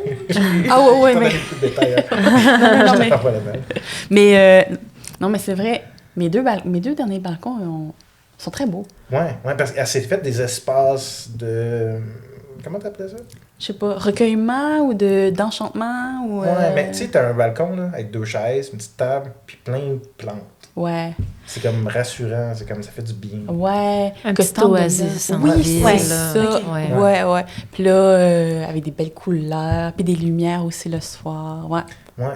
Tu sais, moi, ma journée finirait comme ça. Tu sais, avec du monde que j'aime, prendre une belle discussion comme qu'on a présentement d'ailleurs, que j'apprécie beaucoup. Tu sais, ce genre de journée-là, pour moi, ce serait vraiment génial. Avec mes enfants aussi autour, là, j'aime bien ça. Ouais. Fait que tout le monde sur le balcon de Claudia. Ben, il tient un peu. Est-ce que ça tient là, tout le monde là? Je sais pas, mais C'est ça, non, je pense les 6 enfants, les 2 adultes, ça Ah tient ouais, les ouais. adultes. ça serait peut-être tight. Mais peut-être dans ta cour quand tu vas l'aménager pour... Non, Ouais, mais elle était cool, elle était belle.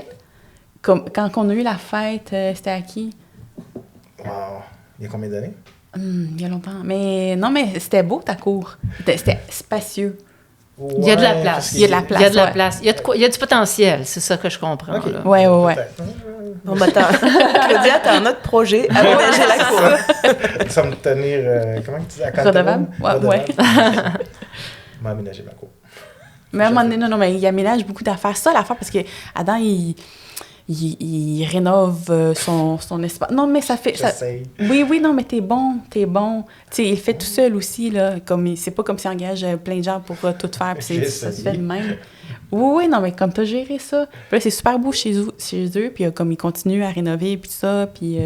non, c'est bien. Ouais. T'es comme un adulte responsable. C'est pour ça que je voudrais devenir comme toi quand je vais être grande. Ça, mais la dernière fois que je suis allée l'aider, on a fait tes planchers. Ouais. Puis j'avais essayé de cogner un clou dans sa porte. Oh. J'avais vraiment de la misère, mais c'est elle qui m'a aidé finalement. C'est moi qui me pensais vraiment, c'est comme, je vais l'aider. Finalement, tu le savais plus que moi. Non, mais juste cette affaire-là. Le reste, c'était super bon. Là. Charles, c'était là. C'était très drôle. Mais ouais, fait que j'ai fait ces planchers. C'était de la job. Ouais. On avait suivi. Mais c'était le fun. Ouais. Puis c'était beau à la fin. Ouais. Les rénaux, c'est toujours beaucoup de travail, mais ça vaut la peine. Ouais. Des pistons. Fait que toi, t'es habile de tes mains, tu peux faire des... Non, je suis pas habile. Non? Mais je me rends au bout. Mais t'apprends. C'est ça, c'est ce côté comme... T'as ce côté peut-être très curieux. Bah, oui, tu vas essayer de faire toi-même. Je vais sur YouTube, mais... je regarde, puis bon, ça a l'air facile, je l'essaye, ça casse tout. J'essaie de me rattraper. Non, mais c'est beau chez eux, là. T'as bien fait ça. C'est mieux qu'avant. Oui. Parce qu'avant, c'était des couleurs des années 40. Ouais, c'était quelque chose, ouais. Avec du tapis. Ouais. Ouais, c'est ça. Ça n'existe plus, les tapis, là. Ouais. Avec une vieille toilette, de la céramique avec du béton. Là. J'ai sorti une tonne de béton. Ouais, c'était intense. Ouais. Je travaille fort. Oui, t'as travaillé fort. C'était bon. Des gens venaient m'aider une journée. C'est trop intense. Mon père était venu une journée, il m'avait bien starté, mais après ça, tabarnak, c'était intense son affaire. Fait que c'est ça. Il est venu m'aider après que j'avais fini cette partie-là. Non, c'est une blague, mais bon. Ouais. Puis votre lieu de rêve, ça serait où? Vivre où, mettons? Au Québec ou ailleurs? Avec quand on parle de vivre où, c'est genre budget illimité, là. Ouais, mettons, là, on a gagné genre... la 649, là. Est-ce que tu restes dans ta maison ou... Ben, au final, c'est... Est-ce que je peux ramener ma famille? Tu sais, comme je peux Ouais, toute ma communauté? On donne le budget illimité. Nous déménageons le Québec entier en Costa Rica. Je sais pas. Ouais. J'ai jamais été, mais ça a l'air beau. J'ai pensé à Costa Rica aussi. On a des drôles d'idées des fois. Mais, non, parce que probablement que je me suis amenée dans ta communauté. Fait que allons tous au Costa Rica. Je vous invite d'ailleurs, faites partie de ma communauté maintenant. Donc, au bord de la mer, au soleil. La jungle avec les toucans. Ouais. Je pense que je voudrais changer de place. Je peux... Ah ouais? Avoir peut-être plusieurs logements. Ouais, c'est ça. Je bougerais. En Alaska, ça serait nice. Non? Mais il fait froid, j'ai la neige. Ouais, tout aille. Ouais. Fait que Costa Rica. Ouais. Mais ça, c'est si, en tenant pas compte des changements climatiques. Admettons, là, qu'il n'y a pas de réchauffement climatique, ça serait Costa Rica. Mais sinon... La Tasmanie, ça a l'air vraiment beau là-bas. Je connais pas. Mais sûrement, je te fais confiance. Oui. Peut-être là. Mais j'ai lu que l'Australie, ça a l'air le moins pollué. Oh, attends, il y a des araignées là-bas. Je ne touche pas ce continent. Non, mais c'est beau. Non, mais c'est beau. Il y a des nuages d'araignées là-bas. Partout? Il y a des serpents, non, les araignées qui attaquent les oiseaux. Non, mais partout? Non, tu vas dans la partie de l'Australie où est-ce que... C'est juste un petit coin d'Australie qui est comme ça. Ouais, peut-être. Je sais pas. Je sais pas. OK, en Australie, sans les araignées. On peut-tu faire... On rajoute beaucoup d'araignées. Je sais pas. Mais effectivement, c'est vrai que l'Australie, je sais pas si c'est partout comme ça. C'est des nuages d'araignées. Parce que, tu sais, c'est bête, mais ça, c'est on va dire, la magie et la malédiction de tout ce qui est médias sociaux, etc., c'est qu'on pense connaître peut-être un pays par une vidéo virale qui est passée, le nuage d'araignée, mais ça se trouve, c'est un événement qui est très rare, comme c'est quelque chose que chaque Australien vit dans sa maison. Au final, on ne sait pas. Ouais, même moi, c'est le truc, c'est le serpent qui remonte des toilettes, là. Oh my God! Depuis ce temps-là, je regarde tout le temps. Je suis traumatisée. Là, moi, j'ai eu des rats à un moment donné, là, puis je te dis que j'ai été traumatisé un bout. Ouais. Non, faut pas regarder trop de vidéos d'Australie, effectivement. Ouais. Mais t'as une phobie des araignées, c'est ce que je comprends. Non, juste pas de bébites chez nous. C'est comme... Ouais. Ben, tu vas arriver à va pas au dormir Costa le soir. Rica d'abord. Ben, retournant en Alaska, je te convainc. Ben, ouais, ça serait peut-être le moins pire. Ben, compte tenu le réchauffement climatique, OK. Ah, ça va devenir chaud là-bas. Ouais, c'est ça. OK, fait que Alaska, c'est bon. Bon, on a notre plan. Donc, ce serait une grande maison, peut-être bigénération, ou un très gros truc. Ça serait peut-être quand même 2 maisons séparées, mais voisins. Ouais, ou un château. Ouais. Un château, hein. Un château. Ouais. J'aime l'idée. Fait que juste ça, assez grand, vu que tu peux avoir chacun tes espaces, mais il y a des espaces communs. Ouais, ça serait nice. Ouais. Ouais. OK, Ouais, on fait j'aime ça. Ben, parce que surtout, plus on va vieillir, plus les connexions vont être importantes. Ouais, ouais. Ouais, ça, Ils c'est disent, vrai. non, c'est Ouais. les connexions qui font en sorte que la vie est plus longue Ouais. Ouais. et plus agréable. Mais je pense que c'est un indicateur de santé. C'est les relations Ouais. que tu as. Oui, c'est quand ils mesurent le bonheur, dans le fond. C'est Ouais. ceux qui sont entourés, qui ont une communauté, ils vont vivre plus longtemps, plus heureux que ceux qui vivent isolés, seuls. Ouais. Et donc, de vieillir en gang, mais ça donne plus de chances aussi de ne pas finir en CHSLD, là, ou tu sais, C'est vrai. de se créer, je sais pas, une maison de petits vieux Ouais. autonomes, là, quand même. Tu sais, faut... Ouais. Avec des personnes soignantes qui viennent à domicile, tout ça. On a des enfants. Alors, Ah, j'avoue, vous avez les enfants, c'est vrai. Ah, Cheap c'est labor, Ouais. on le répète, cheap labor. Mais c'est vrai que il y avait une fois, je sais plus, il y avait justement une vidéo où c'était plein de personnes âgées, donc déjà à la retraite, qui ont décidé de s'acheter une grande baraque avec chacun leur chambre et leur salle de bain. Une immense colocation, en fait. Ouais. Et puis apparemment, ça marchait très très bien. Je me dis, ah, tiens, ce serait un beau projet de vie, justement à la retraite, ou quand justement il y a plus besoin d'être comme ça, entassé en ville. Je me dis, ça paraît très très cool. Mm. Mais vrai que je trouve les copains avec qui faire ça. Faut que ce soit des gens avec qui tu t'entends bien parce que tu partages quand même la cuisine en commun, Ouais, c'est ça. tu sais, des aires de vie en commun. Ouais. là. ouais. Au moins que ce soit genre plein de petits appartements, on va dire complètement autonomes les uns des autres, mais d'avoir une énorme salle de party ou une salle de cinéma ou un énorme bar rooftop avec une piscine. Bon, après, je dis ça comme ça, hein, mais c'est ça. Mettons que je gagne aussi ce 49. Là, Oui, ouais, c'est illimité, là. c'est ça, c'est limité. Mais ouais, donc moi, ça pourrait être une bonne solution d'encourager les personnes âgées à se mettre en coloc et quitte à faire appel à des soins à domicile ou Ouais. à leurs enfants. Ouais. C'est ça. Parce que les enfants, ils ont leur vie, tu sais, je veux dire, Ouais. peut-être Ouais, que ça les c'est ça. intéresse pas, là, d'aller s'occuper des parents. là. Ouais. Fait qu'il faut que tu penses plus à comment je peux être autonome quand je vais être vieux. Tu sais. Ouais, qui va c'est s'occuper ça. de moi, qui va prendre soin de moi, mais... Parce que c'est vrai que, tu sais, on a beau faire des enfants, mais moi, par exemple, moi, je suis de l'autre côté de la Terre, là, par rapport à ma famille. Je sais pas si le jour où mes parents vont être peut-être plus dépendants ou juste moins habiles, est-ce que je vais rentrer en France pour m'occuper d'eux ? Je sais pas, peut-être que oui, peut-être que non. Pour l'instant, je ne veux pas me poser la question. Après, voilà, par exemple, je sais que ma sœur et mon frère sont dans le coin, donc c'est, entre guillemets, moins un problème. C'est moins de préoccupation pour moi. Mais je me dis peut-être que la génération d'après, la génération justement de vos enfants, peut-être qu'eux seront aussi à l'étranger. Peut-être qu'il y aura aussi ce côté où ils vont peut-être pas vouloir rester avec papa et maman. Ouais, c'est une bonne question, ça, de savoir... Parce que l'impression que j'ai aussi, c'est que la génération de nos parents s'occupait beaucoup de leurs parents. Je sais pas si c'est pareil au Québec, mais en France, c'était complètement ça. Mais j'allais dire, notre génération à nous, est-ce que nous, on va s'occuper de nos parents ? Vous, est-ce que vous J'en avez sais encore vos parents? Oui. Ils sont encore là? Ouais. Tout le monde est encore là? Ouais. Donc, vous n'êtes pas rendu à cette étape-là où vos parents sont en perte d'autonomie? Puis... Non, mais moi, ma mère est venue habiter chez nous pendant 2 ans et demi. Mhm. Puis c'est comme un peu, pas attendu, mais comme normal Ouais. dans la culture latine, là, que, tu sais, Ouais. que tes parents y habitent avec toi. Là, c'est trop petit chez nous, là, mais puis là, elle vit sa vie. Puis éventuellement, quand elle va être en perte d'autonomie, je sais pas qu'est-ce qu'on va faire, là. Mais, ouais. Ouais. Ça me fait poser des questions aussi. Il y a un côté où est-ce que tu vois ça presque comme un fardeau qui arrive. C'est ça. Mais la communauté ne devrait pas exister juste quand ils en ont besoin. Mhm. Tu sais, il y a comme un côté où est-ce qu'il y a comme un décalage entre... Tu sais, on a beau être autonome et indépendant, si on ne vit pas en communauté en partant, ben c'est difficile de revenir en arrière et de dire « Bon, on m'a sacrifié 20 ans de ma vie pour prendre soin de mes parents après. Mhm. ça fait bizarre. Il y a quelque chose qui manque dans cette équation-là pour moi.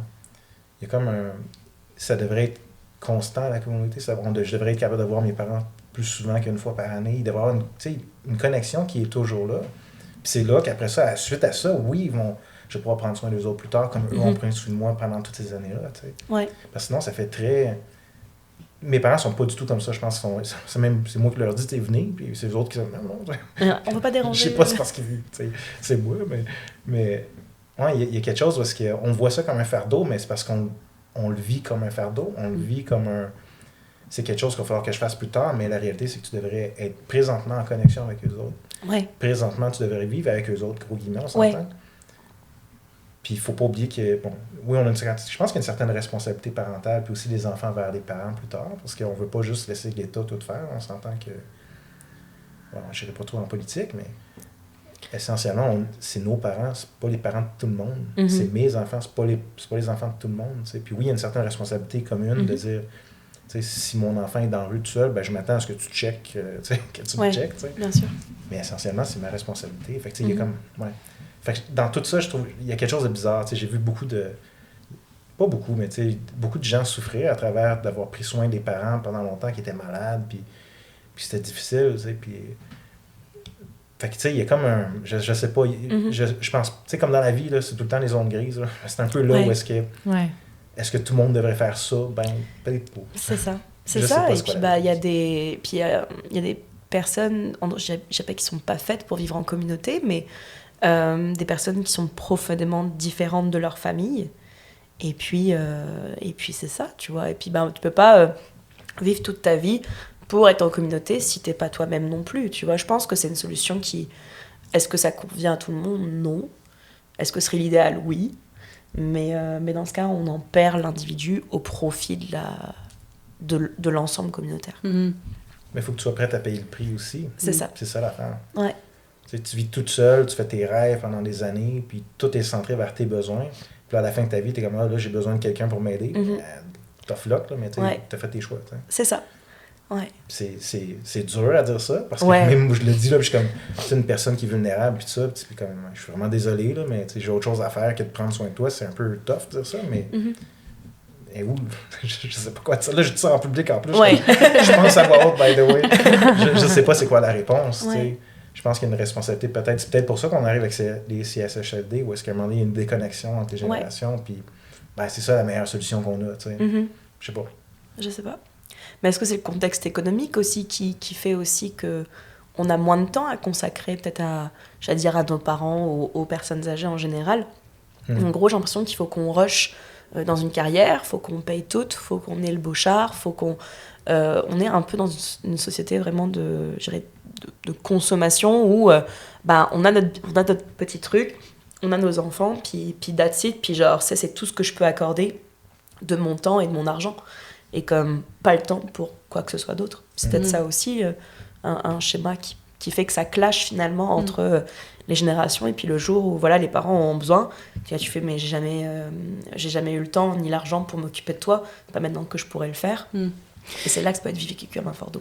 Mais je pense qu'il y a ça, puis aussi, tu sais, on n'a pas appris à prendre soin des gens. Fait que, mettons, si ma mère était en perte d'autonomie, puis là, il faudrait que je sache, je sais pas, comment lui donner son bain, comment lui donner des trucs, puis pour pas qu'elle se blesse non plus, je serais pas outillée pour le faire. Et tu sais, malheureusement, il faudrait que je l'envoie ailleurs ou qu'elle aille ailleurs pour recevoir les bons soins pour qu'elle reste en santé aussi, là, puis qu'elle se blesse pas plus que... Parce que, justement, je l'ai pas vu dans mon entourage. Tu sais, dans d'autres sociétés où est-ce qu'ils vivent tout le monde ensemble, toute la communauté, mais les plus petits, ils voient comment les plus vieux, ils prennent soin des gens qui ont besoin d'aide et tout, mais tu sais, comment les femmes font pour accoucher avec d'autres femmes et tout ça. Fait que c'est déjà comme quelque chose d'intégré depuis que t'es petit. Fait que quand t'arrives à ce stade-là, tu sais comment t'occuper des plus vieux, de ceux qui sont vulnérables. Mais nous, on l'a pas appris. Puis ces ressources-là sont ailleurs, mettons, sont dans des établissements. Fait que t'as comme un peu pas le choix non plus de les envoyer. En plus de, mettons, pas avoir le temps d'apprendre comment le faire ou d'avoir la formation ou quoi que ce soit. Fait que ça, c'est comme, on est vraiment fait pour... justement les envoyer. Ben, être déconnecté, dans le fond, parce qu'on ne sait pas... on n'a pas vu comment on prend soin des autres. C'est ça. J'imagine que pour être proche aidant, j'imagine que c'est comme ça que ça s'appelle ici, je pense que tu peux suivre des formations, mais il faut suivre des formations en arrière, puis prendre du temps pour le faire. Après, en tout cas en France, hein, ma mère et ma sœur sont là-dedans, tout ce qui est service à domicile. Donc comme ça, la personne âgée n'est pas déconnectée, que ce soit de sa famille ou de son logement, parce qu'il y a des gens qui vivent toute leur vie dans un logement, et les envoyer en CHSLD, c'est juste inconcevable. Et puis du coup, voilà, c'est des préposés aux bénéficiaires qui viennent, qui font la toilette, les pansements, quand on va dire c'est entre guillemets semi-dépendant ou quasi autonome, c'est juste, parfois t'es juste trop vieux pour te laver les pieds. Et puis ça, c'est une bonne solution, mais il manque de ressources. Donc faites quelque chose, s'il vous plaît, là. Mais c'est ça, je pense que ça pourrait être pas mal.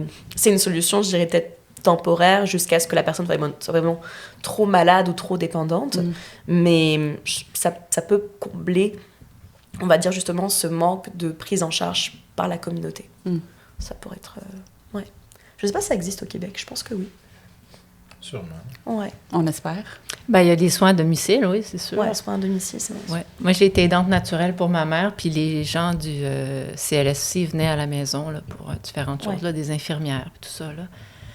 Donc, ça demande en fait un sacrifice parce que tu dois laisser ta vie de côté pendant que tu fais ça. Ouais. C'est pas tout le monde justement qui peut. Tu sais, moi, j'avais pas d'enfants, ça tombait bien. Mais si, mettons, j'avais eu une carrière puis des enfants, j'aurais probablement pas pu être à temps plein avec elle. Donc, c'est vraiment du cas par cas, je pense, selon les circonstances, puis aussi le lien que tu as avec ton parent. Là, mais c'est ça qui... C'est vrai que c'est au cas par cas. Hein, tu peux très bien t'entendre avec tes parents, mais vivre avec eux, c'est hors de question. Il y a ça aussi. Hein, chacun a son caractère. Puis tu as du court terme, tu as du moyen terme, puis tu as du long terme. Donc c'est ça. Après, ça peut être aussi une façon de, justement, de te reconnecter avec tes parents, ta famille. C'est vraiment chaque situation est différente. Moi, je l'ai pas vécu, hein, mais c'est ça. On rêve tous de vieillir en santé. Ouais. C'est ça qu'on souhaite, c'est notre rêve, mais ça ne veut pas nécessairement dire que ça va être ça qui va se passer. Mais c'est ce qu'on souhaite. Ouais. C'est gai, dis donc. Ben oui. Mais en parlant de... J'essaie de faire un lien avec rêve, tu sais, on rêve, mais... Peut-être presque réussi. Presque, hein? Presque. Adam, il est comme, sur le bord, mais pas tout à fait. Mais j'avoue qu'on a des sujets deep, mais super importants à aborder aujourd'hui, et c'est super cool, l'air de rien. C'est typique de nos conversations. Et moi, vous me faites penser à une relation frère-sœur. Quasi, hein, ouais. Non? On se faisait appeler de même pendant un bout. C'est vrai, non? Cousins. On a-tu dit qu'on était des cousins? Aux frères, sûrement. Ouais. Ils pensaient tous qu'on était cousins, cousines. Ouais, aux frères ou sœurs. Oui, parce qu'en plus, on a comme le même teint, un peu on se ressemble un peu. Là, non, mais moi aussi, vu qu'on sort moins au soleil. Ouais. Non, mais pas le choix. En vieillissant, je trouve qu'on est en train de pâlir. Parce que je suis moins brune qu'avant. Ah oui, mais c'est peut-être juste qu'on est tout le temps à l'intérieur. Ouais, peut-être ça. Mais je parlais plus de votre complicité que de votre teint de peau.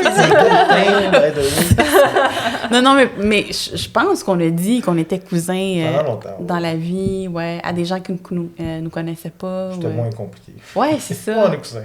Ouais, puis quand tu disais que ma mère c'était ta tante, je pense qu'on a... Vous avez fucké bien du monde, là. Ouais, c'est ça. Non, mais c'est rare de connaître quelqu'un depuis aussi jeune aussi, tu sais. Je veux dire, 30 ans d'amitié, là, c'est pas rien. Ouais. C'est quand même impressionnant. Ça fait longtemps. Oui, c'est ça. Puis là, comment t'as éclos à cause de... Oui, c'est ça. À cause du fumier que j'ai mis sur ta fleur. Là, maintenant, t'as éclos. Et tu vois, dans les mariages, on a ce qu'on appelle... il y a les noces de coton pour autant d'années ensemble, etc. Je crois que coton, c'est 1 an. Noces d'or, c'est 50 ans. Ça se peut, je pense que oui. Wow. Noces de diamant, c'est 60. Ou je sais plus, enfin bref. Et il n'y a pas ça pour les amitiés. Ça pourrait être cool ça serait une bonne ça. idée. Ouais. Puis à chaque année, tu fais un hostie de gros party. Non, mais les étapes... c'est ça. Les étapes marquantes, là, tu sais, mettons 30 ans d'amitié, là, ça me semble... Oui, ça se fête. Ça se fête. C'est... Du McDo? Oh. C'est ce qu'on fait à chaque fois qu'on va. On se fait un McDo. Ouais. Ah non, c'est ça pour aujourd'hui. Il m'avait dit que j'y devais un Oreo, un McFlurry Oreo. Je suis content que tu t'en sois rappelé. Ouais. Non, ça va être gravé. J'allais dire un trio tout, mais... Ah, je peux faire un trio aussi. Ouais. Tu vois, on se fait des échanges. Très transactionnels comme relation. C'est comme ça on est longtemps amis. Ouais, ben oui, ben c'est ça. Ben oui. Ouais, ben depuis la guitare. C'est pour ça que t'es mon ami. Oui, c'est ça. C'est la culpabilité que j'ai. C'est 30 ans de culpabilité. Oui, Oui, puis avec ça, moi j'en profite. oui, c'est ça. Mais tu joues pas de guitare? Ben oui, je joue de Oui, guitare. oui. Tu joues? Ah, tu joues la guitare. J'ai fait longtemps. Ouais. Puis du Avec, drum aussi. avec cette guitare-là qui a été offerte pour... Non, ça, je l'ai pour laissé à mon frère. Ah. Je pouvais pas y toucher. À chaque fois que je touchais, je pleurais un peu. Tu m'as fait mal. Oui, non, je sais, c'est très triste. Non, mais tu jouais de la batterie. Batterie, guitare? Ouais. Ouais. Moi, j'ai de la batterie, je m'endormais en jouant. Puis, je jouais, puis des paquettes partaient. Ouais, non, c'était pas mon instrument. Je jouais, là, mais ça m'endormait, cet instrument-là. Mais tu chantais pas. On a fait du théâtre, on a Ouais. chanté. Non, mais tu chantais Tu pas. m'as fait chanter. Ah ouais? Ouais. Tu chantes juste? Pourquoi t'es surpris? Non, mais parce que c'était Jocelyn qui chantait. Tu vois, Jocelyn. Encore Jocelyn. Ouch. Non, Ça, mais c'est je chantais, ouais. mais c'est vrai que peut-être Jocelyn était plus... Ah, mais lui, il jouait de la flûte traversière. Puis... Ah ouais. Il était plus de l'avant, il se mettait de l'avant plus. C'était le... Mais il y a souvent ça dans une relation de jumeaux, hein, tu sais, comme... Ouais. Un Une qui compétition, est plus extraverti, un qui est plus introverti. Ouais, une cette Est-ce que dualité, ouais. tu te sens en compétition avec ton frère? Non. On fait des blagues là-dessus. Là. Ouais. Mais non. Je pense que les deux, on est comme ambivert. Là. C'est un peu un mix des deux, tu sais, introverti, extraverti. Puis... Mhm. Mais je pense qu'il est plus extraverti. Non, t'as raison. Quand je pense, là, c'est un gars qui aime les parties. Puis pas les parties, là, mais tu sais. Les rassemblements. Les rassemblements. Il aime parler au monde. Puis tout ça. Moi, je suis peut-être plus introverti. J'aime plus le one-on-one. Tu sais, les discussions comme très rapprochées. Ouais. On est différents. Ben, moi, ça m'a toujours fasciné, en tout cas, les relations entre les jumeaux, là, tu sais, comme on l'a pas vécu, mais on est comme un peu toujours intrigué par ça, là. C'est juste un frère un peu plus jeune de 2 minutes. Oui, c'est ça. Bon. Mais on n'est pas pareil, right? Ouais, c'est pas jumeaux identiques, ouais. Ça change Hey, de fait.